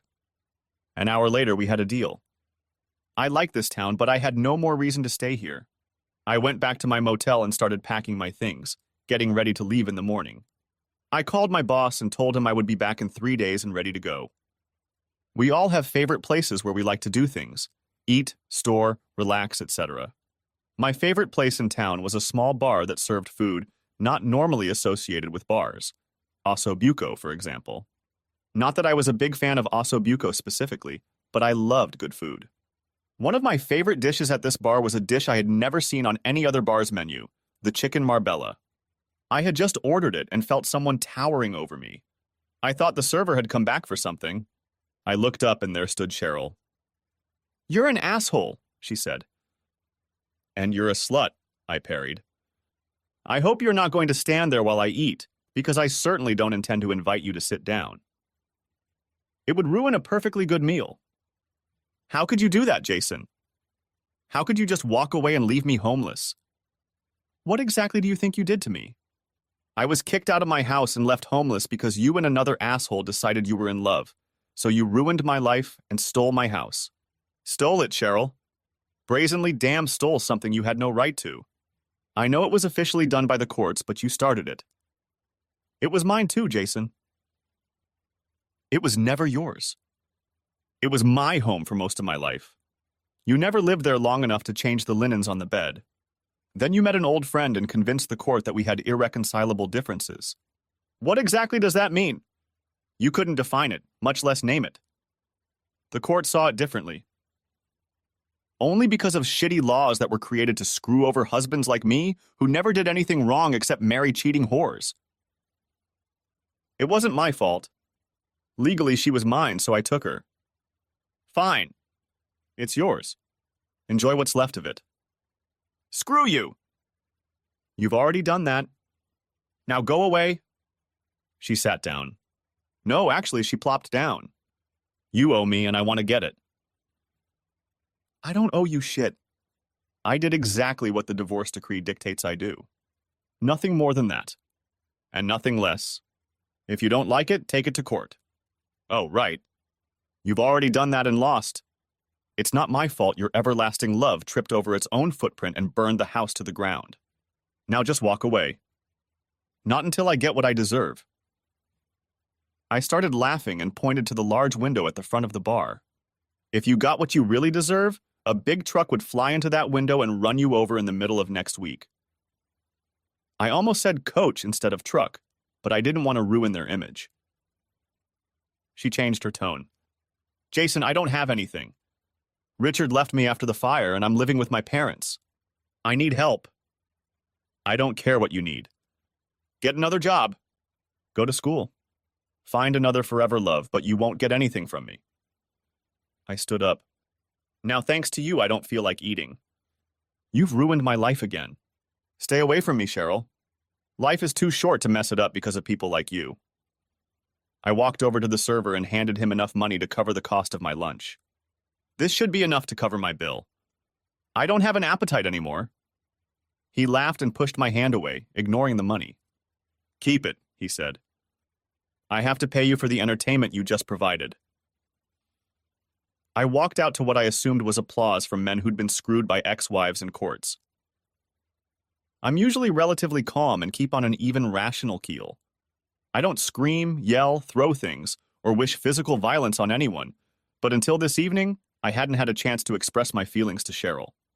Most people who know me would have been shocked at the way I spoke to her that time. To be honest, I was shocked myself, but even after I had time to reflect, I didn't regret it. It was cathartic. My first delivery after returning to work was in Seattle. I had been there several times before, delivering coaches, and my initial instincts were confirmed. I liked the area as much, if not more, than any other part of the country I had been to. and I had been to most of them for work. The service manager at the dealership was inspecting the car I had arrived in. He was the one who had to inspect it and sign the acceptance document. I couldn't leave without it. While he was doing the inspection, I was looking at a bus with the most gorgeous paint job I had seen in my history of dealing with buses. It can cost upwards of $100,000 to paint these buses, but I was willing to bet the paint on this bus cost a lot more than that. "Do you think it's okay if I look inside?" I asked the service manager. "Sure. The owner won't mind. He's a nice old guy." "Old? Did you just call me old?" said the gentleman, who laughed as he approached. "Someday, Sammy, you'll go too far and I'll get mad." "And one of these days, Mr. Ferguson, you'll learn to stop calling me Sammy. And you'll remember that you're not allowed back here in the service area. As soon as I can't come back here to watch you treat my overgrown SUV, I'm going to sell it to you and go live in a home for old people. And don't you dare tell me I'm old." "Sammy!" It was obvious that they were communicating as friends who felt comfortable with each other. Mr. Ferguson walked over to me and extended his hand. "Jacob Ferguson, but my friends call me Jake. And this gentleman," he said, pointing to Sammy, "calls me Mr. Ferguson because he never learned to respect his elders." He smiled broadly as we shook hands. "Jason Truesdell. It's a pleasure to meet you, sir." "Don't call me sir.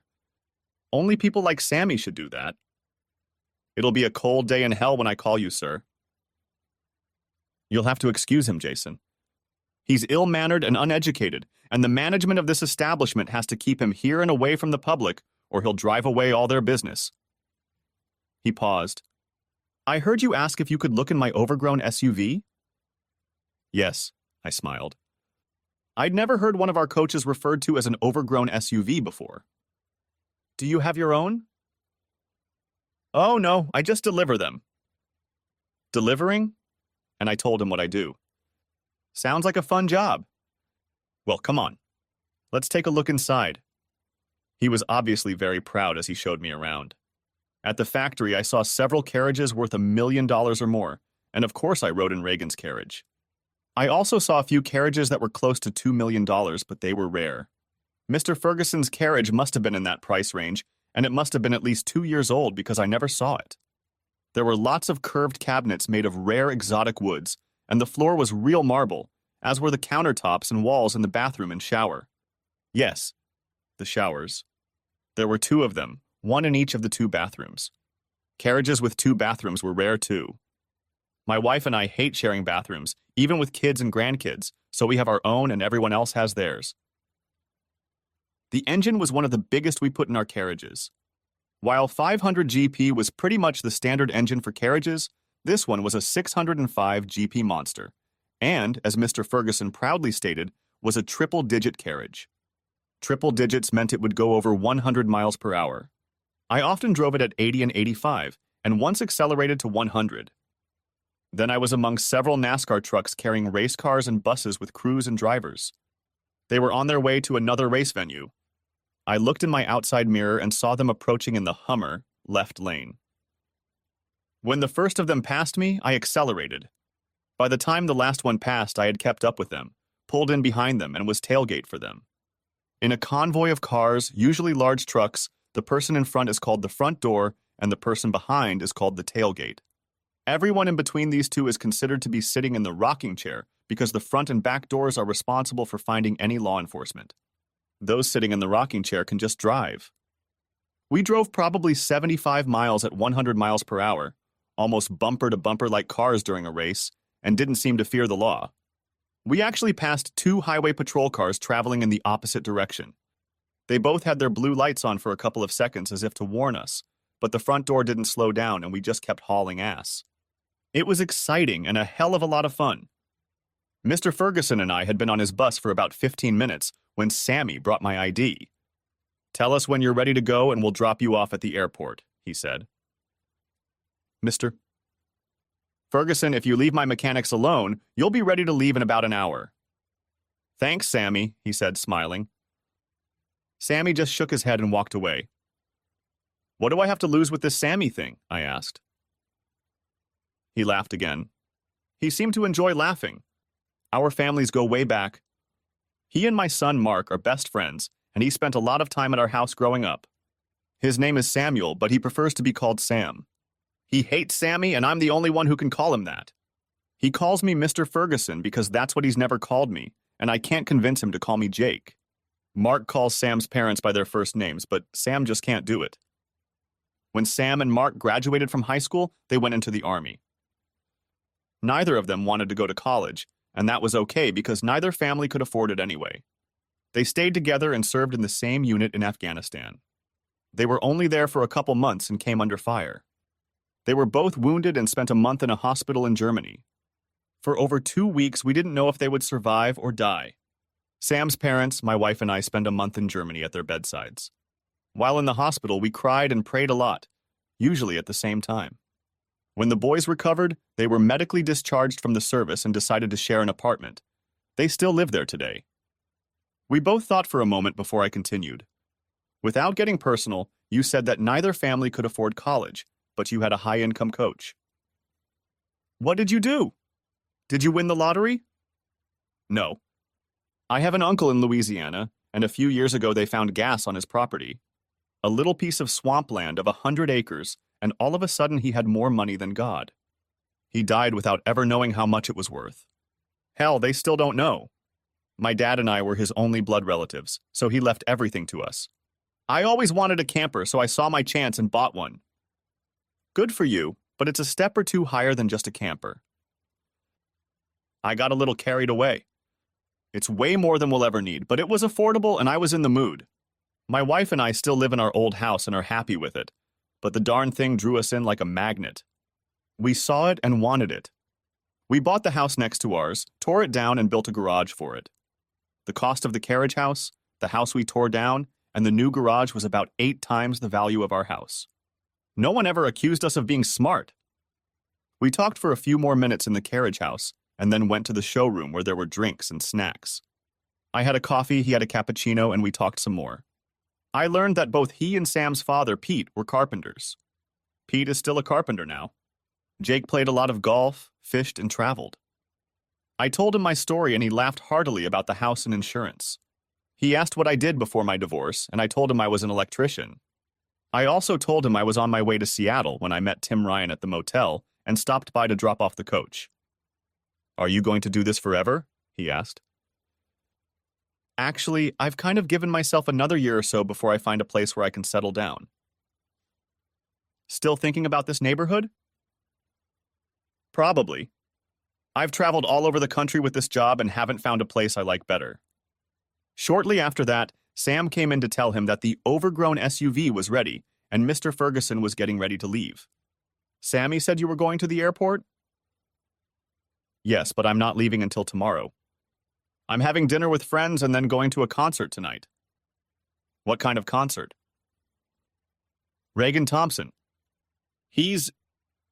Hell, I know who he is. My wife and daughter adore him. We've been trying to get tickets, but they're already sold out. She's pissed off. Do you really like him? Hell yeah. We drove 400 miles to see him once. She's still trying to find tickets for tonight, but even the scalpers are sold out. How many tickets do you need? Why? Do you have extra? If you do, I'll be a hero. How many? 4. Me, my wife, my daughter, and my son. My daughter's birthday is next week, and we wanted to bring her along. I smiled and pulled out my phone. Mr. Ferguson just stared at me as I dialed some numbers. Hey, Jason. How are you doing? Hey, Reagan. A friend of mine is trying to get tickets to your show tonight, and there's no way he can. Maybe you have an extra 4 lying around? It's for his daughter's birthday. We might be able to get 4. How old is his daughter and what's her name? I'll find out. What's your daughter's name, Mr. Ferguson, and how old is she? Katie, and she's 30. Who are you talking to? Her name is Katie, and she's 30. I repeated into the phone. He laughed. I thought she might be younger.